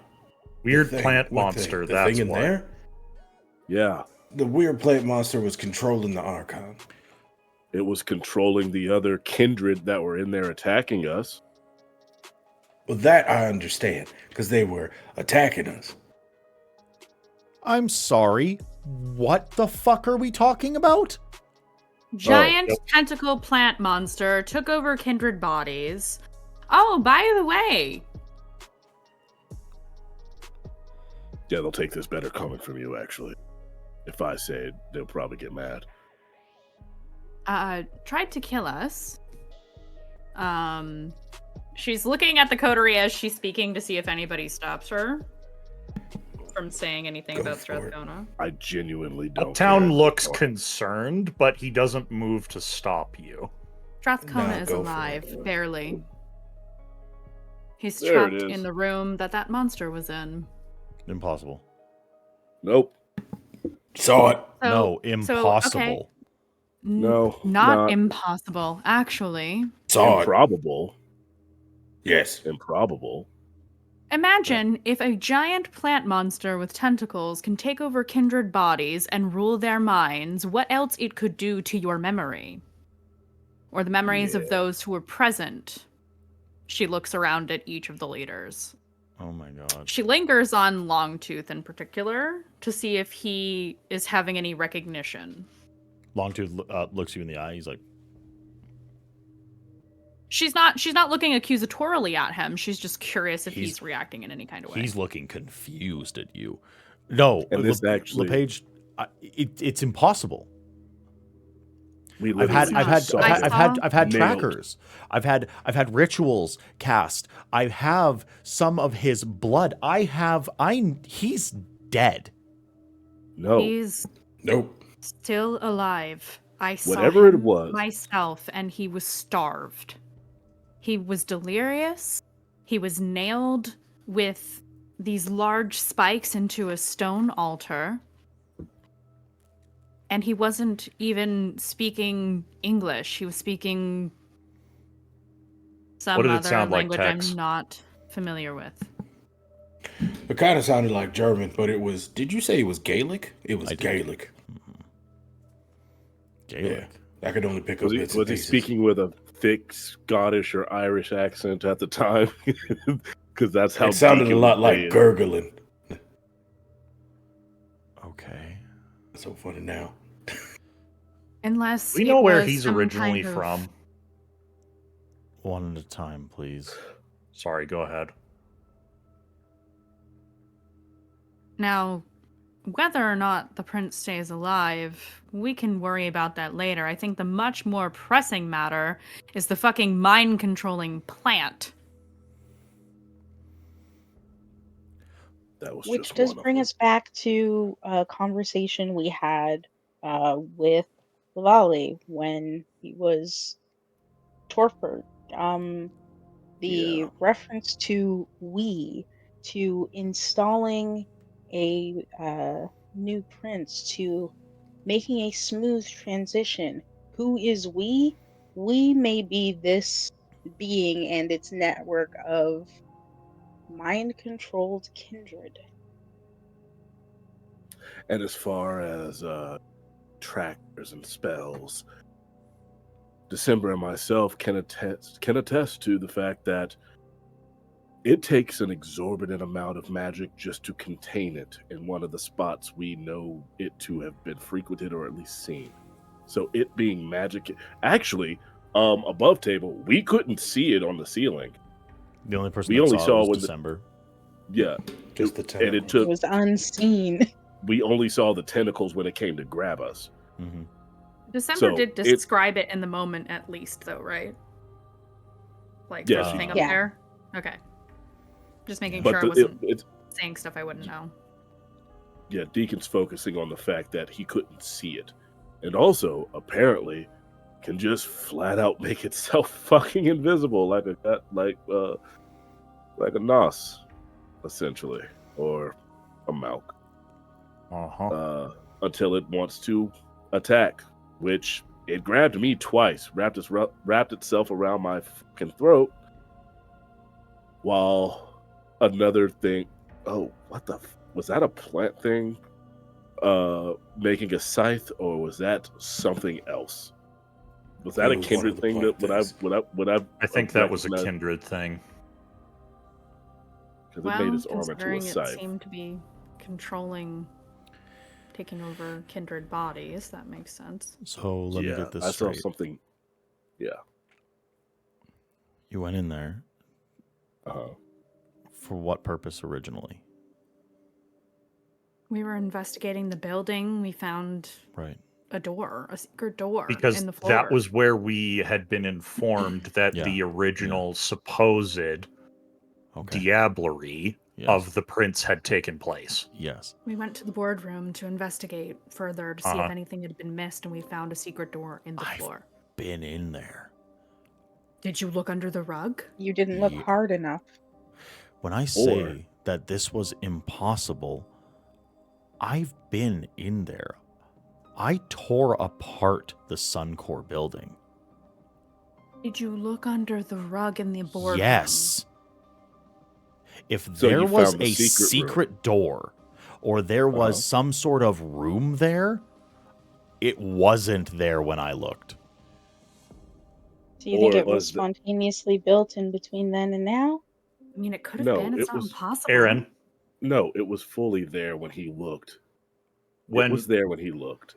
Aaron, is it possible to use obfuscate on a location. Yeah. Instead of a person. You totally can. Cache just does that. That's like a Are we- well-known NOS and Malk Yeah. power, yeah. Are we ignoring the possibility that this secret entrance could have been cached?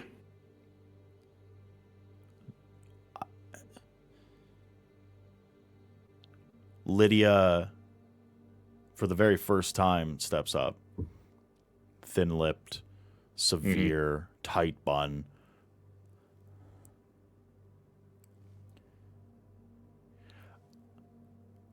If it was cached, and I didn't find it, then we are working with something very sincerely powerful. I can tell you that. Considering According- it's Yes, accurate. controlling... Yes. Considering it's controlling some very powerful kindred, including the Archon, it seems. She shrugs. I don't... If I could take you Lupe. there and show you now, I would. Lupe, I'm about to say something. Okay. There's a powerful elder of your clan in this city. Cache is an obfuscation. Is an obfuscation power. I'm not trying to point fingers, but it's the thing that. You keep cutting out, Brendan. You cut out. Oh, sorry. Hello. Yeah, you're Hello. Mm-hmm. Okay. Cache is an obfuscation, and there's a very powerful elder in the city. I'm not trying. You're cutting But- out big time, man. Yeah, you're cutting out bad. Mm-hmm. It might Yeah, every be time- it might be your Discord. Disconnect and come back. Yeah. Every time you hit a plosive, it kills it for the rest of the sentence. Hello. Better. Could be. Sounds okay Hello? right now. Mm-hmm. Okay. We'll see. I'll try again. Cache is an obfuscation power, Lupe. There's a very powerful elder of your clan in this city. Are we ignoring that possibility? What does she have to gain from that?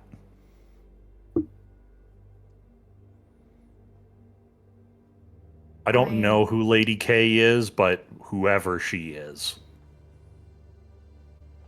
She's a lot more powerful than she's letting on. Lupe's just shaking her head. I don't think she's gone. She's gone now. But I cannot imagine this being her. Lupe, can I please get you to make a composure plus willpower? Yeah. Composure. Plus willpower, you said? Yes, please. Whatever you got left. Okay. So if my hunger die exceed the number of dice I have? You just roll all hunger dice. Then it's all hunger. It's just the hunger dice then? Yes. Okay. Yep. They Also- are all successes. 3 successes. Tremendous. Also, Ian is not showing. Oh, you cut out also, Daryl. Ian is not Ian is showing not up showing on on screen on screen. Twitch. Oh, Oh. yeah. Super true. Ian, can you leave and then come back? Yeah. Yeah. Strange. Gremlins are out tonight. Yeah, truly. Yeah. Mercury unretrograde. Oh, Let's jeez. see. Microwave. There we go. Stop putting things in the microwave. You're only supposed to put food in there. No more Gatorade. No more Gatorade. Yeah. Microwave in my Gatorade? All right. I could go for a Gatorade right now. I can go for a Gatorade all the time. I love Gatorade. Okay, So we're gonna good. fix this. Bam. Bam. Let's see. There we go. So, okay. Lupe, you gain your successes. And so, I guess the best way to describe this is that there is, rather than a shunted, forced intrusion into your mind, you feel as if there's a companion presence beside you. They're talking about me, aren't they? And you hear the voice of Lady K. In my mind, I say, yes, please tell me this is not you causing these fucking monsters. I didn't cause them, but I did know about them. Okay, what is it? Well, no, I just know about them. I can't say anything. I'm not really here. You get an echo. What? Well, you only get an echo. You know about as much as I get to know, when appropriate. This is that gift, that curse. This is what I gave you. All right. So, I'm going to ask this time, because I don't want to get into the habit of telling you. Make them keep my name out of their mouth. As you wish. Thank you. This is how we stay hidden. This is the temple. We do not air our dirty laundry. Whether I am behind this or not, this is chaos, isn't it? This is how we rise up, isn't it? This is how you take hold, isn't it? Yes. Okay, then please, can you get that worried expression off of your face and act like the Sedite you are and take control of this situation? Two of you here. Steals herself. Two of you here have royal blood. Act like it. And then the voice fades away. She would not do something like this. It is not our way.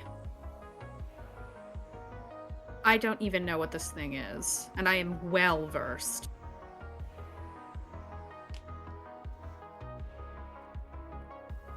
Let us focus on the actual matter at hand, shall we? We'll talk more later, Lupe. About whatever what? it is, the bulk of it is in the sewers. Longtooth pipes up. No, it ain't. No, I understand what you're talking about. You've seen it, haven't you? It's gone. It's not in the sewers anymore. So it's Fuck. in the building. It's not just in the building. Something broke that seal you saw? It might be No, it's worth it- checking. it's plants grow everywhere. What I'm Right? saying is, this is not just a, oh, it's centralized here type of deal. I can go find this part of it here. This is a, some of it's here, some of it's there, No, Deacon, some I'm of it's telling over you. there. I'm telling you. I cannot be any clearer. It's not in the sewers anymore. Oh, I believe you. What I'm saying is, that portion of it is gone from the sewers. There are. How is it getting around? You saw how it can get around. Let's Baron LePage speaks up. Let's take a step back. I think we should acknowledge a few things before we start speculating and we start moving forward and we are safe right now. We are above ground. We are in ally territory. We are okay. Let's all take a breath.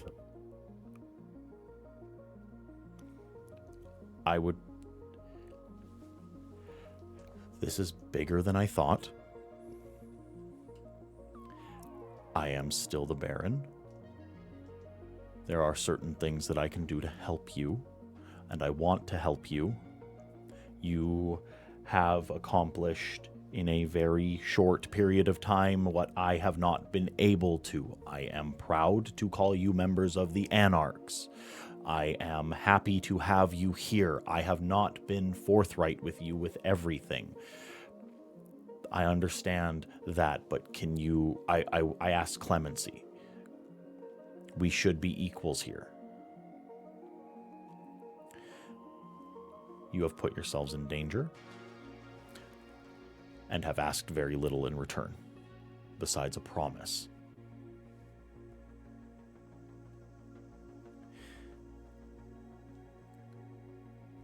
This thing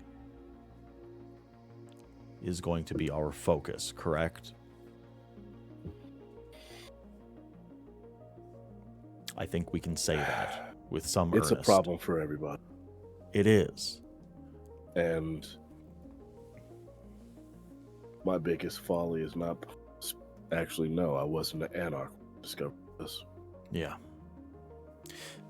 But I've known about this for years, actually. we'll put a pin in that.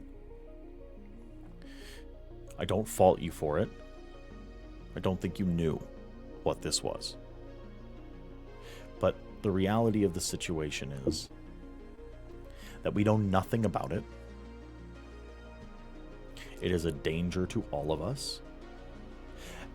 And I think we need to consolidate a little. And I think that there is one thing that we can do very proactively in order to get ahead of all of this. There are a few cammy, bootlicking fucks that are going to have some information that we need. And I'm willing to... I'm done asking questions nicely.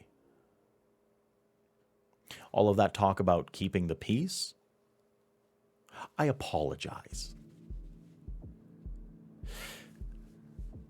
Because that's not the Camarilla anymore. That is some disgusting amalgam creature. So we need to get our hands on those fucking Primogen. And I think I know exactly the first one we do. I think we go and we fucking black bag that piece of shit Lavali. Nothing would make me happier, Baron. And I'm going to peel his fucking brain open.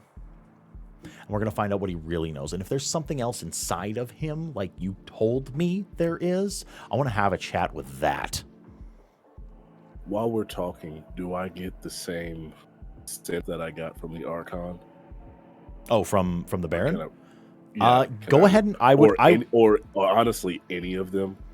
Can I get a composure plus insight? Especially since we know Hank Teppins was at the ritual. You do know Hank Teppins right? was at the we ritual. all know that. Yes. Yeah. Yes. You can go ahead and give me, specifically since Lupe is asking about Hank Teppins. Yeah. Go ahead and give me that wits plus insight. December, very specifically, I want from you I want an intelligence plus occult. Yeah, we're gonna hit that. I want a wits and insight from Uptown too. You said I do wits and investigation profiling. Not yet. Hey. You're only just starting to get a vibe for these people's personalities regarding this instance. Okay. You know what? I'm going to allow it. I want you to mark down how many successes you get, and we're going to get cumulative with this one. We're going to treat it like a long-term investigation. I like that. Okay. All right. 2 from Lupe. Fantastic. You said composure and 4 insight, from correct? December. Yes, I did. 1 success. I'm going to rouse the blood. Yeah, go ahead. It was wits and insight for me, right? Yes, it was. Okay, just making sure. Yeah, 2 for you, 1 from Deacon. And Brendan, you can just throw in your personal chat how many successes you got. So, Deacon, you don't get any of the vibes. You don't get that strange voice in your head telling you that something is off. You don't get that feral instinct that the individuals here are clawing at their own personas to come back to the forefront. You don't get that at all. Lupe, Your insight, this is a group of nervous kindred. These are kindred that are trying to make a better domain for people and have started uncovering a very dire secret. This is a stick in the spokes. This is a wrench in the cogs. This is a fire being lit at the edge of the barn. Like this is a fucking problem, and everyone is nervous. Oh no, this is... Well, for me, it's good. Right. And December, you notice something that you didn't see before, sitting around the neck of Lydia. There is a hex bag of some sort. You're not sure if it's a curse bag or like a good mojo bag, or if it's some sort of other charm, but you see a leather strap attached to a felt bag with just peeking out some markings on it. Having seen another one from La Valley, does it seem similar in composition to that, or is it more distinct? Very similar in composition to that. Okay, I'm gonna point that out to Deacon, like in a quiet, as subtle as possible. You can communicate that, yeah, for sure. Deacon, you also clock it. You'll get the memo. New. It's magical.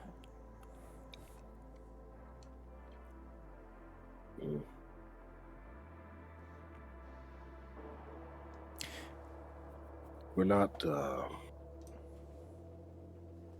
not completely working from zero. If it's not in the sewer, I at least have a line on 2 other, not including where we just came from. I have a line on 2 other locations. Okay. One, again, yeah, we really should talk to Levi. Yeah. Because there's really only 2 groups that could have put the amount of magical shielding on a place that I looked into. And either it's Lavali's group or whatever the tech wizards call themselves.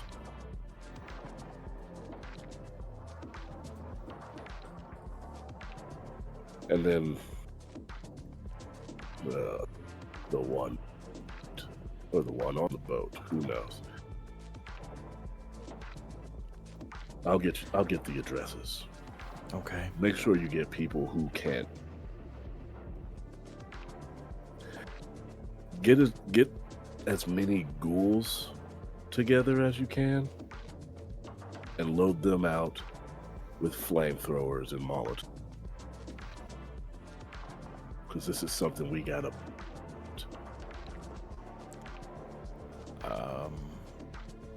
When the time comes, we'll talk. Yeah. The large gentleman that has not spoken yet opens his mouth. I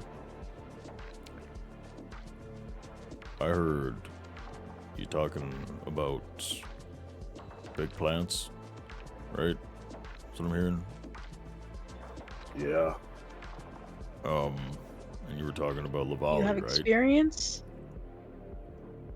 Yeah, Yes. yeah. I do. I was a horticulturist in life. Have you spoken to Lavali recently about plants? Yeah, like right after Strathcona died, I guess, but before anyone knew. He came to me asking about root structures, how they affect building foundations and stuff, like kudzu, or like ivy. stuff like that. About distance or about one location? It was just in general. He just had some weird questions. I figured he had, like, I don't know, ivy on his manor. He wanted to deal with it. Yeah, he probably put it there. Sorry, I don't think we've been introduced. What was your name? Oh, I'm Francis. I'm like the kind of like the architect, I guess. Not quite. I'm not like Hank. Or I mean Fox. I'm not like Fox. But I help. I'm just around. Anarchs. You know? Revolution. All that.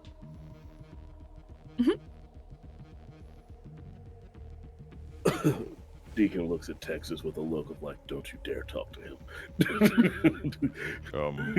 I listen. You're not allowed to talk to that one. It was like I listened to like a lot of like Rage Against the Machine when I was alive, and like Black Flag and stuff. Tex looks at Deke like, "Are you sure? I feel like it'd be really good in the MC." Yeah, like I like, you know, freedom and fighting. How do you feel about Motorcycles. How do I feel about Sorry, motorcycles? that's not canon. I did not say that. I'm so sorry. Are you sure? Are you sure you didn't? Okay. I do. How do you feel about motorcycles? How do I feel about motorcycles? I ride. Yeah? What do you ride? Yeah. An old panhead. I built it. We will talk later. Okay. About? I also want to talk later about Lance. I want to know everything you told about. Okay. Yeah. Yeah, we could do that. Yeah. So I got a question. Sorry, I really only spoke up for the plants thing, but if have you I used to there was a Camarilla guy that you all helped out, I heard. He's a Malkavian. We were really good friends, and he had to run because of some stuff. He worked at the museum. Oh. Yeah, he was a good guy. Yes. Do you remember him? I do. He wore a lot of denim. Yeah, he really likes denim. Sturdy stuff. It makes sense. Sure does.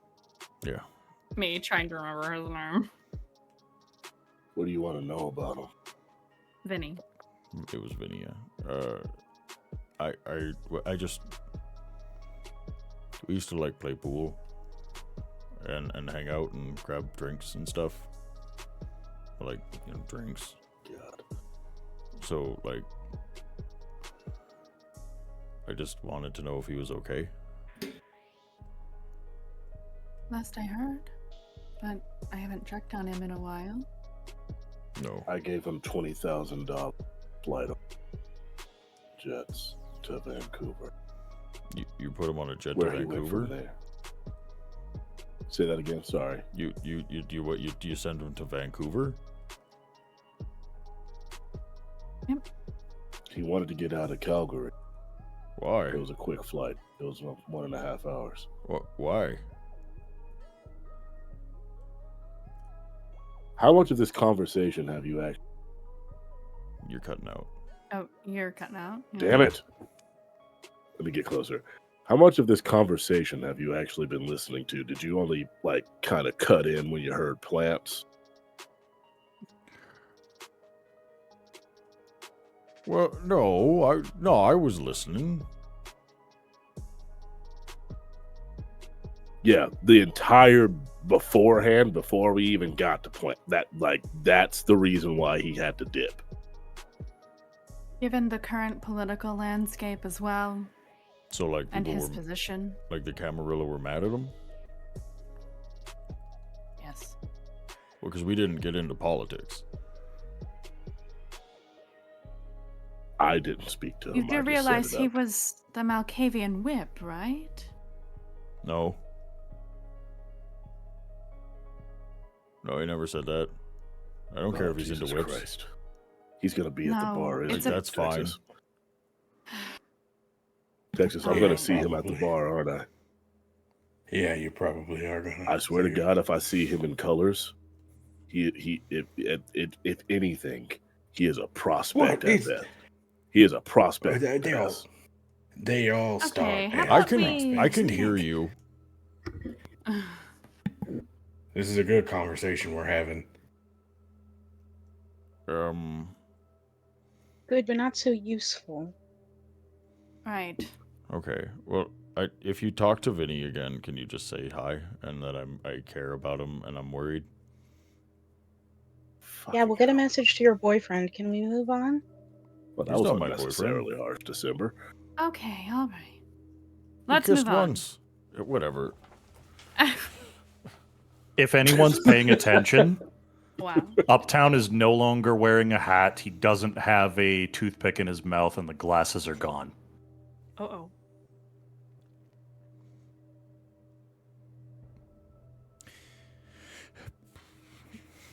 I always that? slightly pay attention to Uptown. So do I. I'll be honest. Do I sense anything? This is the off? first time any of you have ever seen him without those. Is he bald? No? Okay. Can I sense anything amiss other than the obvious visual? I'm not even going to make you roll insight. It seems that when everyone was kind of sussing everything out, something snapped. And as Uptown notices that everyone's all of a sudden paying attention to him, he slowly walks over to the Baron. Hey, champ. Puts a hand on his face. Oh, Gently. don't like this. Don't on- like this. Down to his chest. Really don't like this. Just kind of takes a handful of his shirt like he's hanging on, but like he needs my help. God. Town? What's wrong, Uptown? man? Hearken to the prophet's words of blood-filled dreams and shortened nights, of hunger risen to Okay. claim its own, of arrogance turned to ash. Hearken to the words of the seer whose vision rends the veil of time. And to the warrior of lost nights, whose sword cries out for vengeance. Hearken to the word of the scholar for whom knowledge is a curse. Ancient horrors are but dreams, things to come. From them shall come warning. From them shall come wisdom. And from them. He leans in almost to whisper in the Baron's ear. Shall come slaughter. And Uptown fully collapses. Uptown. Okay. I'm gonna go check Well, in. that's the. Oh, fuck. That had to be like a thing. That had This to is be a not thing. normal. That had to be a thing, right? Like he saw This is not something. normal for him. Lupe, you Just- rush up No, to he had to. Uptown. Saw, What do you do? he had to have seen a thing, right? Yeah, I immediately kneel down next to him. Because this is not normal for Uptown, and I've known him for a while. His Mhm. eyes Tex are goes to help Lupe, constantly too. searching. Like he's seeing things that aren't there, and his mouth is just wordlessly. Fuck. Okay. Deacon fully just like I don't have the bandwidth to deal with that right now. All right, Can I... get a message Can to I your just- friend. I was gonna say, can I use Eyes of the Serpent just to calm him and have him be still for a minute? Yes. You'll get him to be still. Yeah, Just- Uptown doesn't fight it, and then all of a sudden he's paralyzed, Just for- locking eyes with Lupe. I'll let go after a few moments, just to see if it stops the As you lock eyes... Fish out of water. As you lock eyes with Uptown, and he is in the reverie of this prophetic waking nightmare, Lupe feels that similar,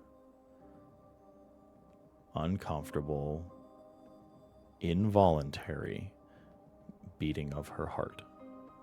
That slow, thick, connective, almost so fierce that you can hear it. Can I do something to cover up my reaction to this? Yeah, what would you like to do?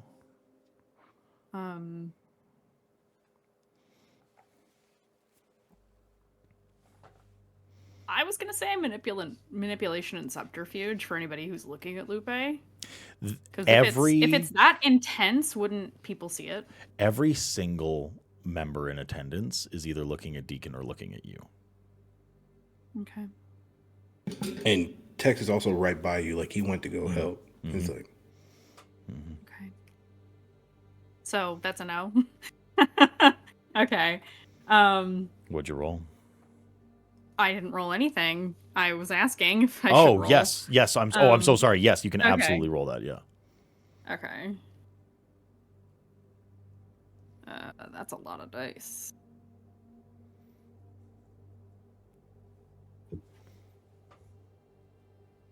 That is, what was my pool? Actually, I did also get a crit out of that. So that's...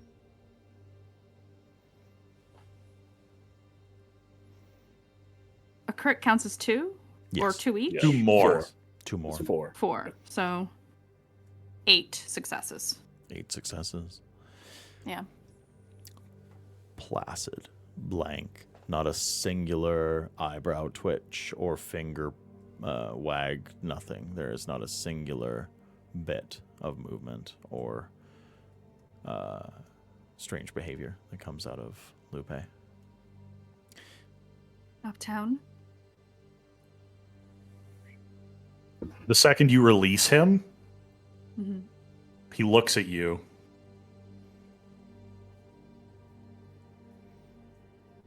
Paso said it took 4 years to paint like Raphael, but a lifetime to paint like a child. That's right, dear. Come back to us. Did you hold me still? I did. Terror frenzy. He's doing everything he can to get away from everyone here.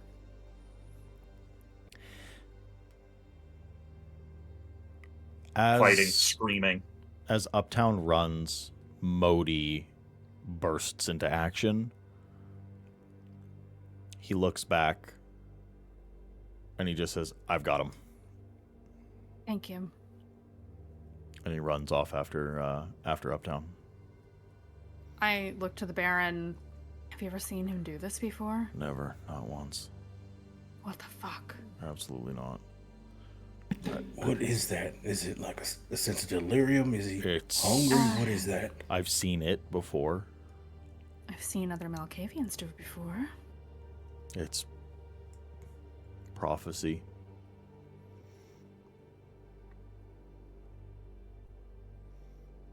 All right, prophecy. All right.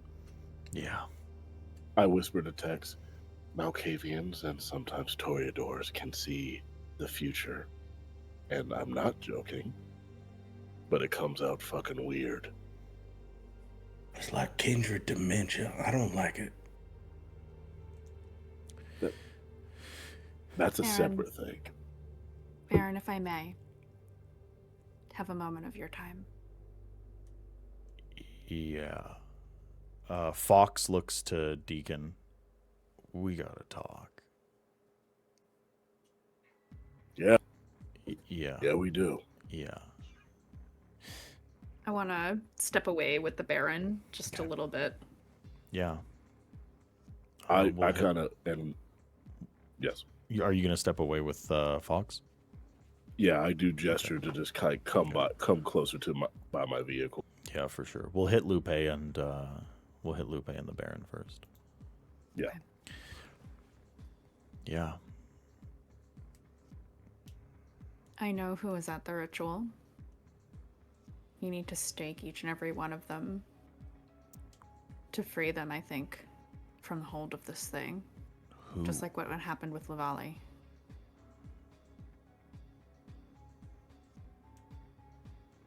Who was there?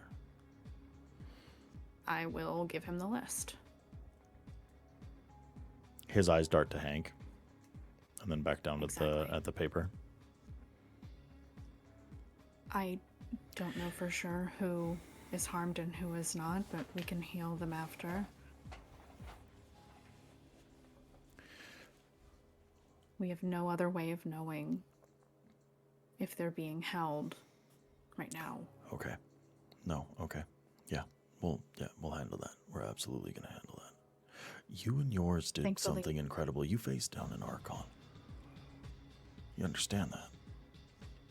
Twice, actually. Twice. You went up against some crazy monster. You're Anarchs now. There's no more bullshit. You got a seat at the table. Considering how much I gave you, there shouldn't have been a question in the first fucking place.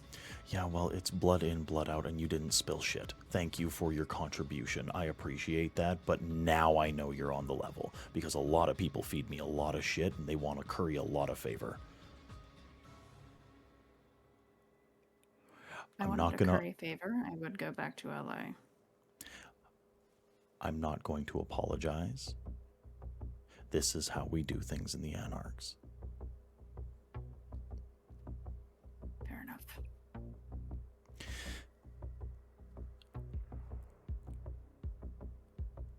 This is a fucked list.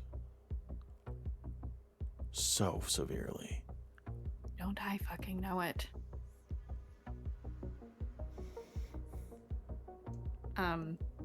Storyteller, I added a name to that list. I'll tell you what it is later. Okay. Okay. Absolutely. So, Lavali wanted your blood, right? Yes. So we're going to use that. I still do not know why. So we're going to use that as the in. Yes. 100%. Going to go and meet with him.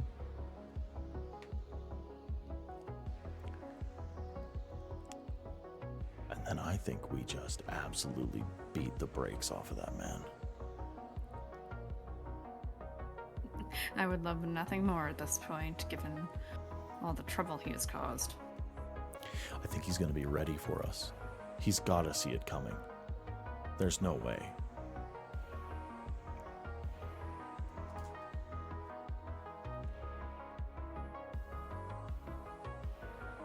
You and yours ready? Probably. How long are you giving us to prepare? Because some of us are wounded. Oh, take your time. Take your time. He can fucking wait. I definitely need to drink. Yeah. Yeah. Forgive me if I am a little testy.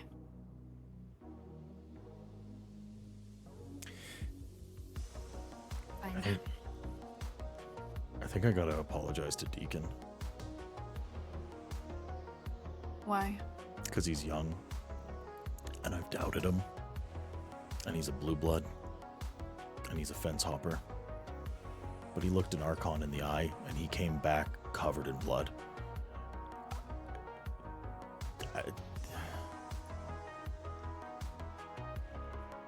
I'm fucking I know up. it is easy to underestimate the young, but he makes me forget all the time that he has not been here for decades upon decades. Well, and Fox won't shut up about him.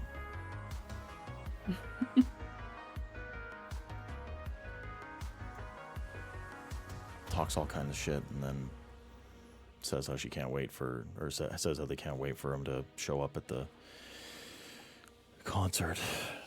So, I don't know. Fox has got good judgment. They're my best. They're my fucking best. Can I ever so quietly insight how deeply he means that? About Yeah. Fox? Yeah, absolutely. Please. Excellent. So wits and insight? Wits and insight, yep. Okay. Give me one success. Like, he's not Okay. he's not hiding this.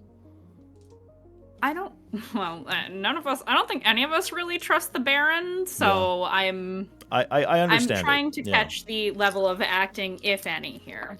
Understood. With the yeah. whole 6 successes. Absurd. So I got another crit.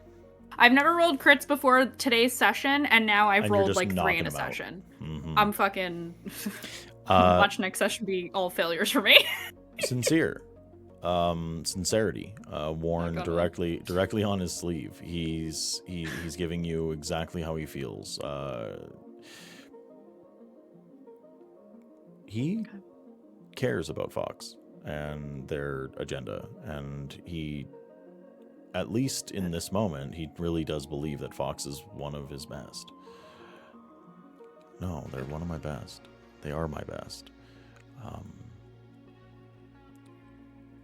glad we Lydia- feel the same way about them. Well, Lydia's great, and they are a strong arm. I understand that.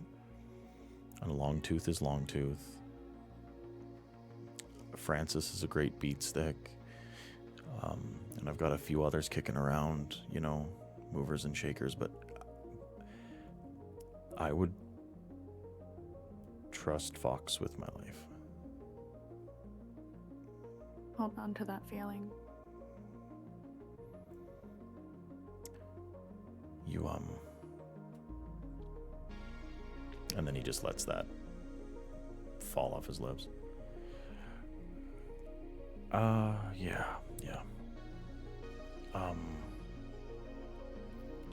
I'm fucking up. I'm fucking up big time. She looks around briefly. If you'd like to talk about it privately, perhaps another time, I'm open to it. I'd like that. Perhaps we can salvage some things, you and I. Oh, yeah, we're supposed to be about fellowship and, you know, a greater good and making something more than, and I'm acting like I gotta be on my fucking toes all the time and that the Camarilla need to be kowtowed to, and I'm just, why wouldn't I trust Texas? What do you mean? Tell me that. What? What do you mean? When you all came to me, the full intention was to just use you as a tool. I'm aware. Because I didn't know you. But you were Anarchs. You hung with Uptown. He's dyed in the wool. He's the biggest piece of shit I've ever met. And the Anarchs wouldn't be the same without him. And Texas,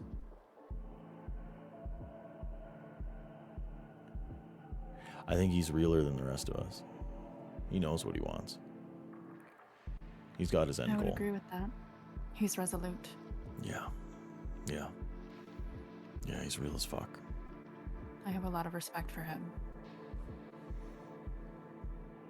I'm not going to apologize for misjudging December, though. Warlocks can get bent. I'm so sorry. She can earn it. And she has. But Warlocks are difficult, but I find this one to be one of the best I've no, known. she's great, I'm sure. I know, it's tough. It's Warlocks just are hard. known for their treacheries, Well, but and she has never done me wrong. I've worked with her since I've been here. I heard she's Karna, and that's supposed to mean something. It does. I asked Lydia about it. Is Lydia... I don't know her well. Is she... She's not same? She's not Tremere, but she knows blood sorcery. Ah, I understand. Yeah.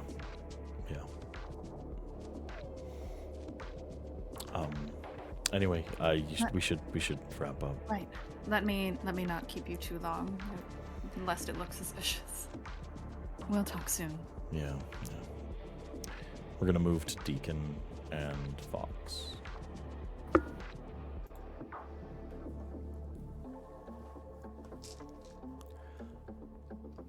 Hey, man.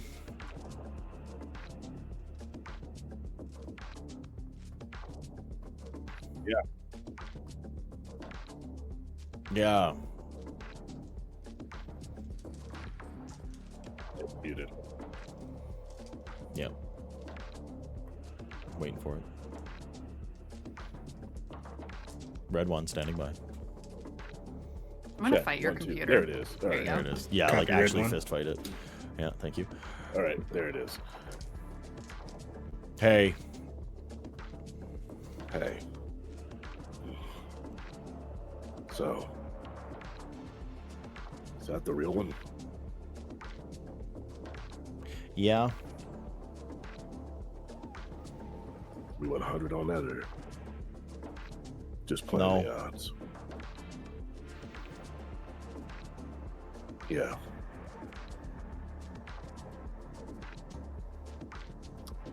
What you need to talk to me about? I'm really glad that you're alive.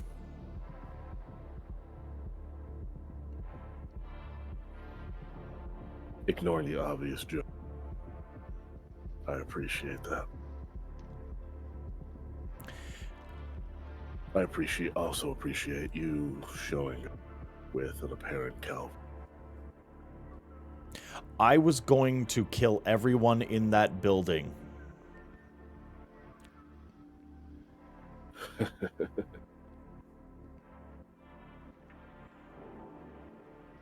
Again, I appreciate that. I'm pretty sure between you and Texas, if I had both of you as just by my side,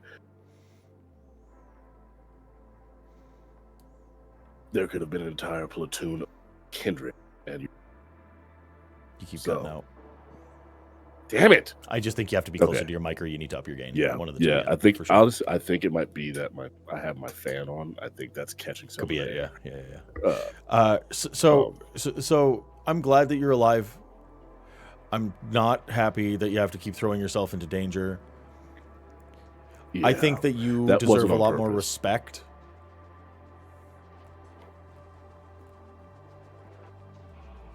Go on. I don't say that about a lot of people. But you just faced down a giant tentacle monster and an Archon, and then you went up against the Archon before that as well. Yeah, so did you. Yeah, and you told her to go fuck herself, right?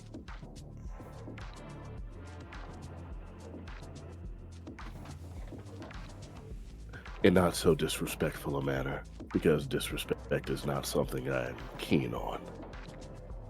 You... I give it. And I demand it.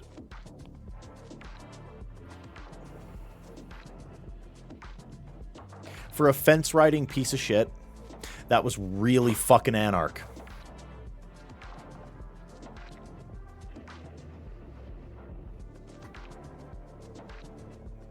Yeah. Even when I was Cam, just between us, I didn't really care about what they were doing. It was a convenient choice. Here, Anarchs, it's not really a convenient choice. It's more of just what is. And I like that. I think you're acting all nonchalant, but you've risked your life multiple times for your coterie, for your people, for the individuals that have put their lives on the line for you. And Camarilla don't do that. They don't do that shit. because you didn't get fuck all in return. All you've had is disrespect and an absolutely huge amount of speculation thrown at you. And you're a blue blood. And you haven't completely burned every bridge that you have here and went running back to the Camarilla, and then you went and you fucking browbeat an Archon. That's Anarch shit.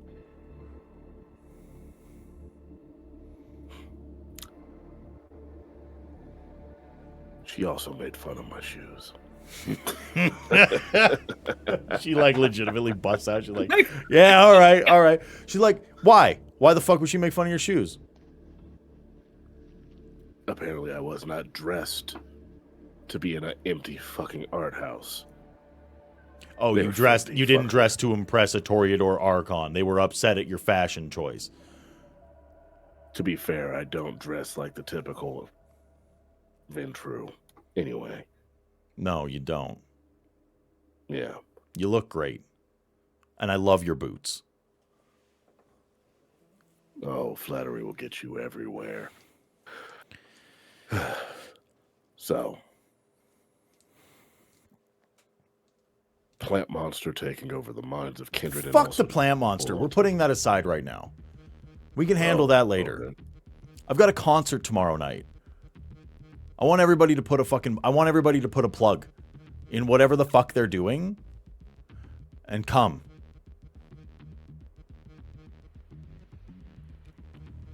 We need a decompression night. We can't just keep doing this. We can't just keep throwing ourselves against the wall. So dress up in something trashy.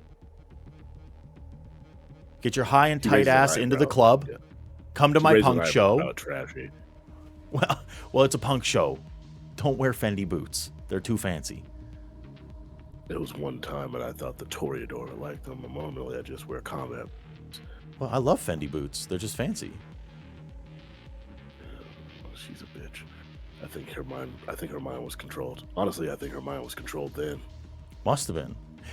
It must have been some sort of horrendous, demented domination for them to make fun of the way you look. Thinking about it, his eye starts to twitch. Yeah.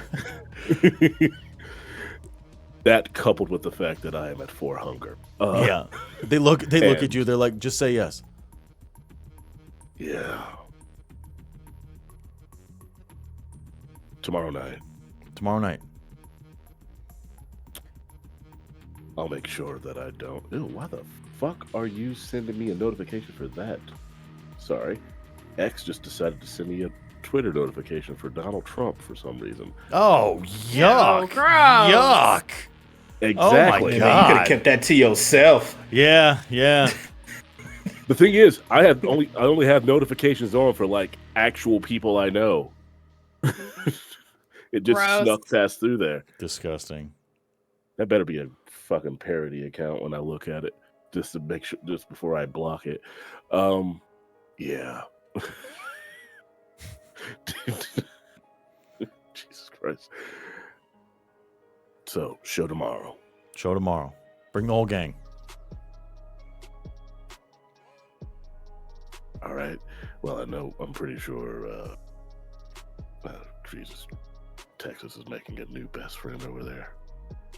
Who, Francis? I'm pretty sure they're going to share a brain cell. Francis is great. So you built it from the ground up, right? Like completely. You're back. Yeah, I did. That's nice. How do you feel about motorcycle clubs? Just trails on. Yeah. Yeah. Oh, I'm sure Francis is great, but 2 of them? No, Francis is hella autistic. Oh, I can tell. Yeah, he's got some special interests. Like, oh hell, I love them, man. And a normal amount. I can tell. But I'm also seeing the amount of destruction that could possibly incur if 2 6'5" behemoths just go gallivanting around. He can also turn into gigantic. So you also play Magic the Gathering too? So you build backs. Yeah. You like plants. I love it. You play Magic the Gathering. Yeah, big time. Really? Yeah, absolutely. How do you feel about? Go ahead. If I manage to hear D&D, if I manage to hear D&D, then I'm just like, all right, maybe he's cool. He's like, yeah, I actually picked up D&D with it as well, like, because I like the Ravnica setting. Shut the fuck up. Okay, listen, I don't tell a lot of people, but I too like to play a little Dungeons and Dragons. You're cool. You're cool. Deacon hears that and looks in his back seat and sees like an initiate cut that's just back there. Just like, okay, we're gonna get another. So tomorrow, give me a second, Francis. Right? Hey, Deke. I throw up a finger, just like, hold on. Yeah. Tomorrow night. All right. Okay. Tomorrow night, decompression night. Decompression. We're gonna blow off some steam. I already said I already told you I was gonna show up. Yeah, but you're gonna bring everybody, right? Yeah. Okay. Because honestly, we'll probably have to drag December away from the books, but December could be a nerd and read books in the club. I like December. It's fine. I mean, if we can get a booth in the back where she can spread her books out, yeah, and then just enjoy the music, that'll work. We basically just have to make sure that books are there. That's how we'll get her. I think you're being reductive right now. Lupe, any excuse to look good and possibly get new followers, so I don't even have to ask. I'll just say, hey, event. I want to kiss her so bad. No. It's ridiculous. It's ridiculous. Like, she is art. Are you kidding me? Deacon legitimately says ew at the concept of that. Ew. Well, whatever. To each their own. But like, she is sex. Like that. She's crazy good looking.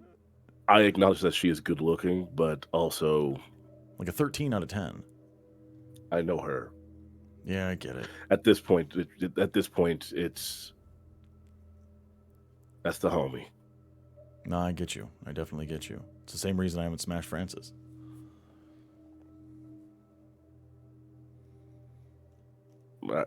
Okay. I get it. No, I get it. Uptown, when we find him.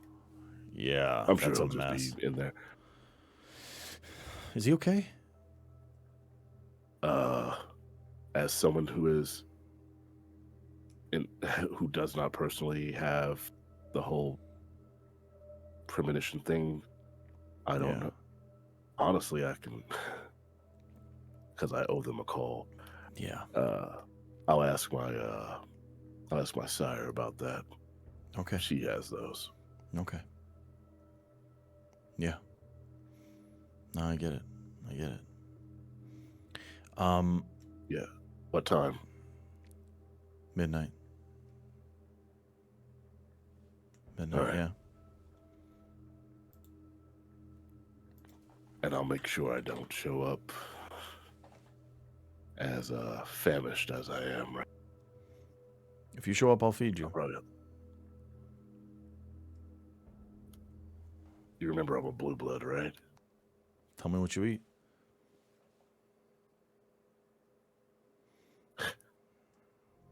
You ever seen the movie It? Yeah. Yeah. Yeah, okay. I can get you fed. Yeah, the book. Yeah, the movie, not the book. Yeah. No, you know why? Because the book has that weird scene at the end. That's why we go with the movie. Yeah, it's very true. It's very true. The book. It. Yeah. So, okay. Well, then it's a date. I'll see you there. Yeah, you will. I'll wear my well, I'm definitely not wearing this outfit. This outfit is ruined, and I'm going to set it on. Don't know if there's still a plant monster on it. Yeah. You smell like musty ball bag. Oh my god, no. Okay. No, it's raw. Yeah. I'm sorry, but I'm not a fan. Tough. No, I'm not a fan either. I'll probably have to. Oh shit. Yeah. I don't know. I might have to just sell this car. I'll sell this car too. It's fine. Exfoliate. Or I'll donate it. It's fine. Get it out of your skin. Get an apricot scrub. I have a skincare. Hey, Deke, you got that vest in the back of your truck? Yours? I know you're talking. I'm sorry. Yeah. Yes, I do. Oh, you grabbed my fist? Okay, cool. No, Okay. the other one, the initiate one. We'll wrap this one up. We're gonna move on. Yeah. Does Texas want to have a discussion with Francis quick? No, It doesn't. Okay, I was gonna say it doesn't have to be I will long, but say- like, Yeah, no, yeah. we're good. No. I will say, as an aside, December did take that opportunity to download the information from Francis about what talked to LaValle about in between the friendship conversation. Actually, if we want to pause that, a little, we're going to do a little inside baseball here, folks. Just listen in quick. Next episode is going to be subsequent single evening downtimes that you may want to accomplish, followed by the concert. So if you want to talk to the Francis about everything, there may be a little bit more to that discussion than you think. Okay, that sounds good. Yeah, and then your coven, et cetera, et cetera. But I think we've got one last scene in us for this evening. We're going to move to Lupe in December. Yeah, I think ahead of this scene, Lupe would go to December as we were all dispersing as a group for the evening to say, can I come over for a little bit now that we're done here? Sure, if you don't mind me multitasking. I don't mind. So I think we'll meet back up at Midnight Moon Magic. Yeah. Do we go up to your room like usual? Instead of going upstairs like usual, December grabs the stack of important books in her computer and goes downstairs into the formal business area, with the secured safe, looking for that flask. It's there. You want to talk?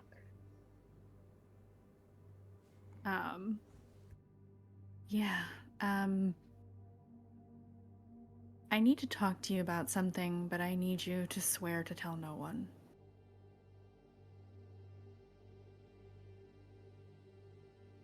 Is this dangerous information?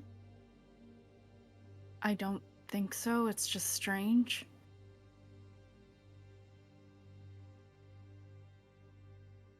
Okay, because I trust you, I will agree. Don't make me regret it. I'm bringing this to you because maybe you might know what the fuck this is. I keep experiencing something. A heartbeat on occasion, just one. Or a couple at a time. You ever heard of something like that?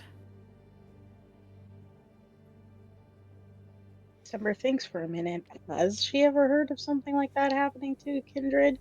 Spontaneously, as it seems to be described? I would love for you to make an intelligence plus occult.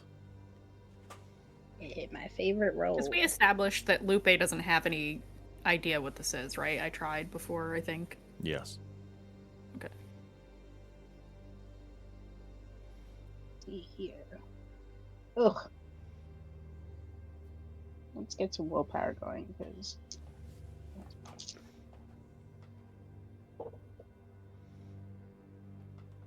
back to 4 successes. 4 successes? Yes. So, December, you know that there are certain hallmarks to a kindred being connected to their old blood, to their sires, to their elders, to the ancients.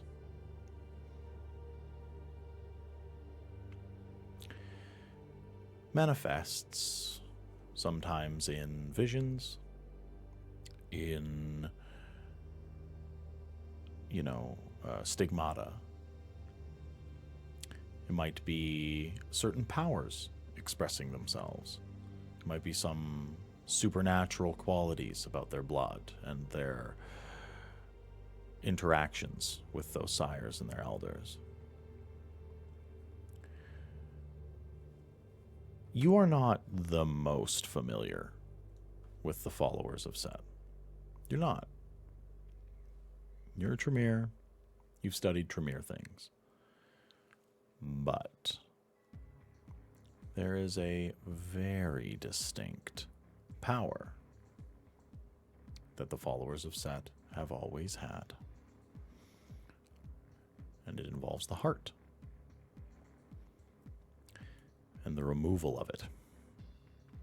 And placing it somewhere else.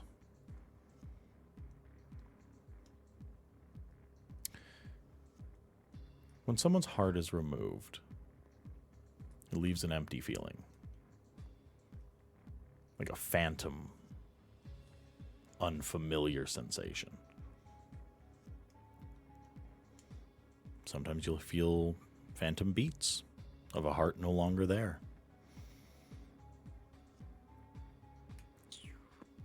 Maybe.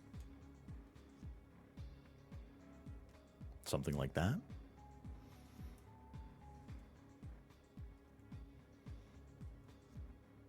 With that in mind, December will carefully ask Lupe, have you lost anything vital recently?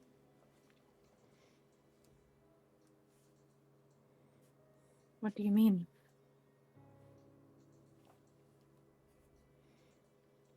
Do you feel as if a part of yourself is missing? Have you seen things that aren't there?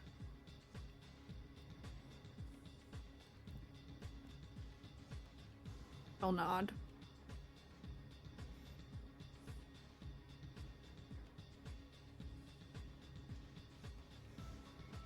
I think it's possible that this is connected to your people and those who came before you. Your line.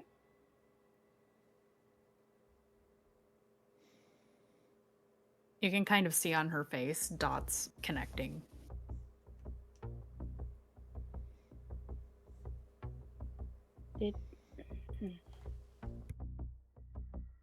Is there a piece of you elsewhere than here?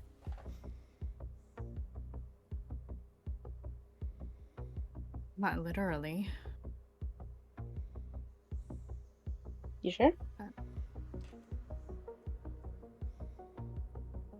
She thinks. Did Lupe have her heart? Was Lupe's heart removed? Not as far as you know.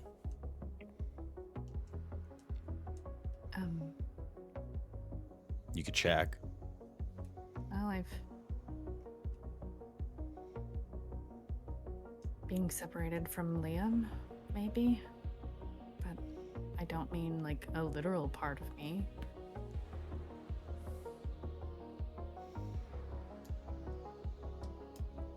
Okay, that's at least somewhat reassuring. There is the possibility that it's just a connection with your sire, but such a specific type of manifestation is usually unique to ministry.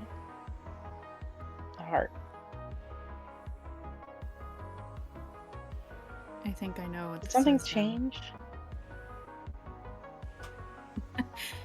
You mean everything? Recently?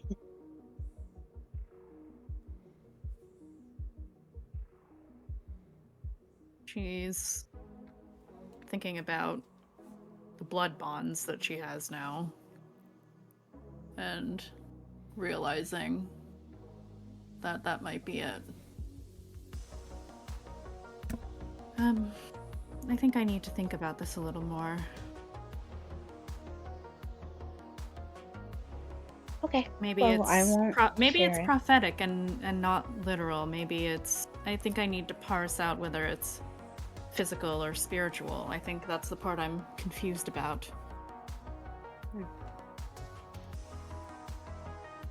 Felt physical, but she shrugs.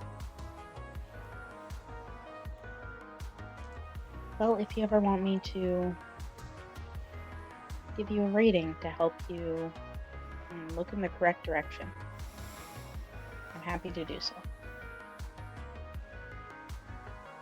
Thank you.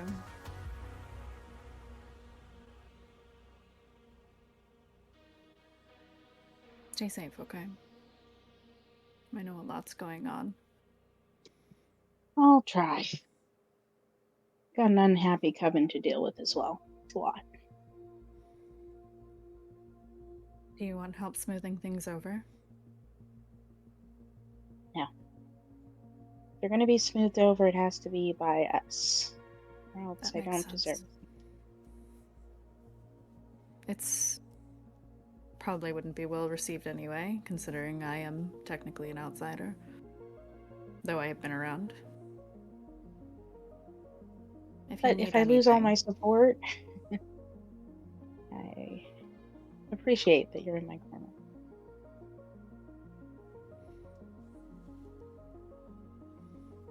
I think from the way I've seen them interact with you and look at you and speak with you, maybe it's less unhappiness and more fear on your behalf. We were human once. Humans tend to put human feelings onto things that are not. That's true. And we do feel those things. So, it's not misplaced. I think they have more faith in you than you think. But that's just my observation. I just hope it's not misplaced. I only barely kept them safe with help from Texas. I don't know what I would do if it came to that again. Maybe it's time to learn stronger protection magic. I think you're right about that. She'll nod. I will leave you to it. I know you have much to attend to. Thank you for giving me your time. Of course. And if you hear any information, find any tomes, any reference to any of those plant-like things, send it my way. I'm compiling as much as I can. I did see a mention once. I will look and see if I can find it again. But it was a unverifiable offhand remark in a tome I saw once. I remembered it when I saw what was happening. I will locate it and give it to you. Perhaps you can glean something I could not. Thank you. Every little bit of research helps. She will actually give you a little hug if you let her before she leaves. Yeah, she accepts it. She looks like she needs it.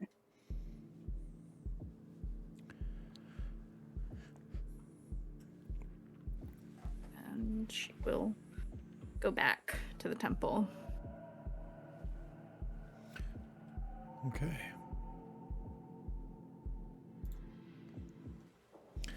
Leave in December with her books. Mm-hmm. Well, folks, it feels like right there is an appropriate place to leave off for the evening.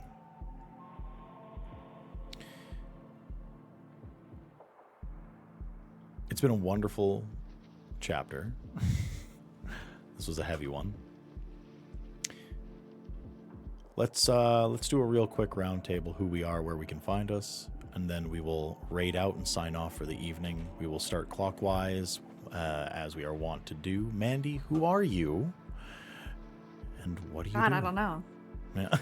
I don't really know. Hi, everybody. I'm Mandy, or the Mandy all over the internet. I am a professional game master, TTRPG writer, artist, blah, blah, blah. Look me up on the internet.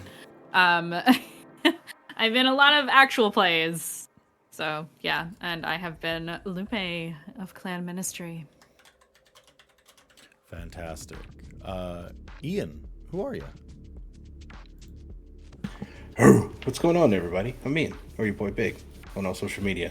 I play Texas, the wonderful, often confused Bruja who knows German.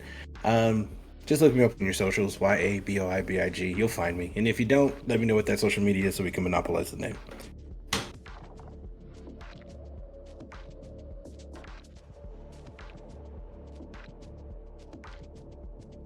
Muted.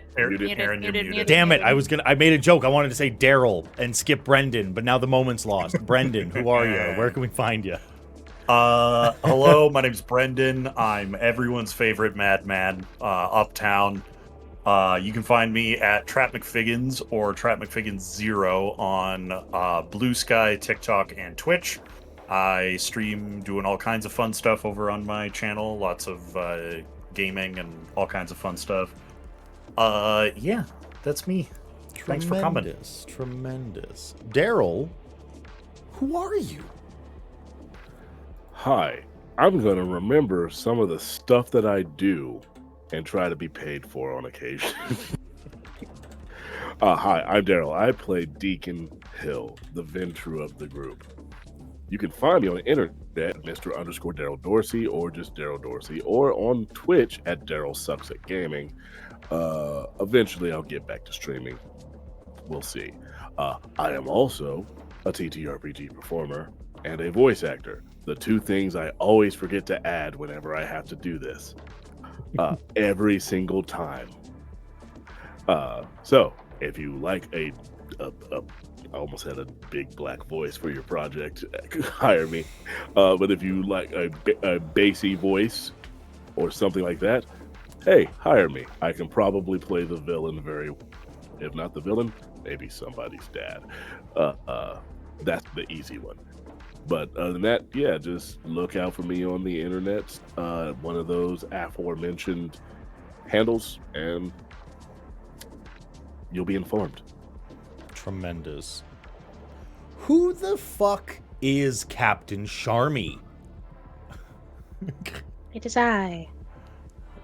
I'm Sharmy, also known as Captain Sharmy, various places around the internet. I have been December, the Blood Witch, who is totally useless in combat, but knows her occult shit.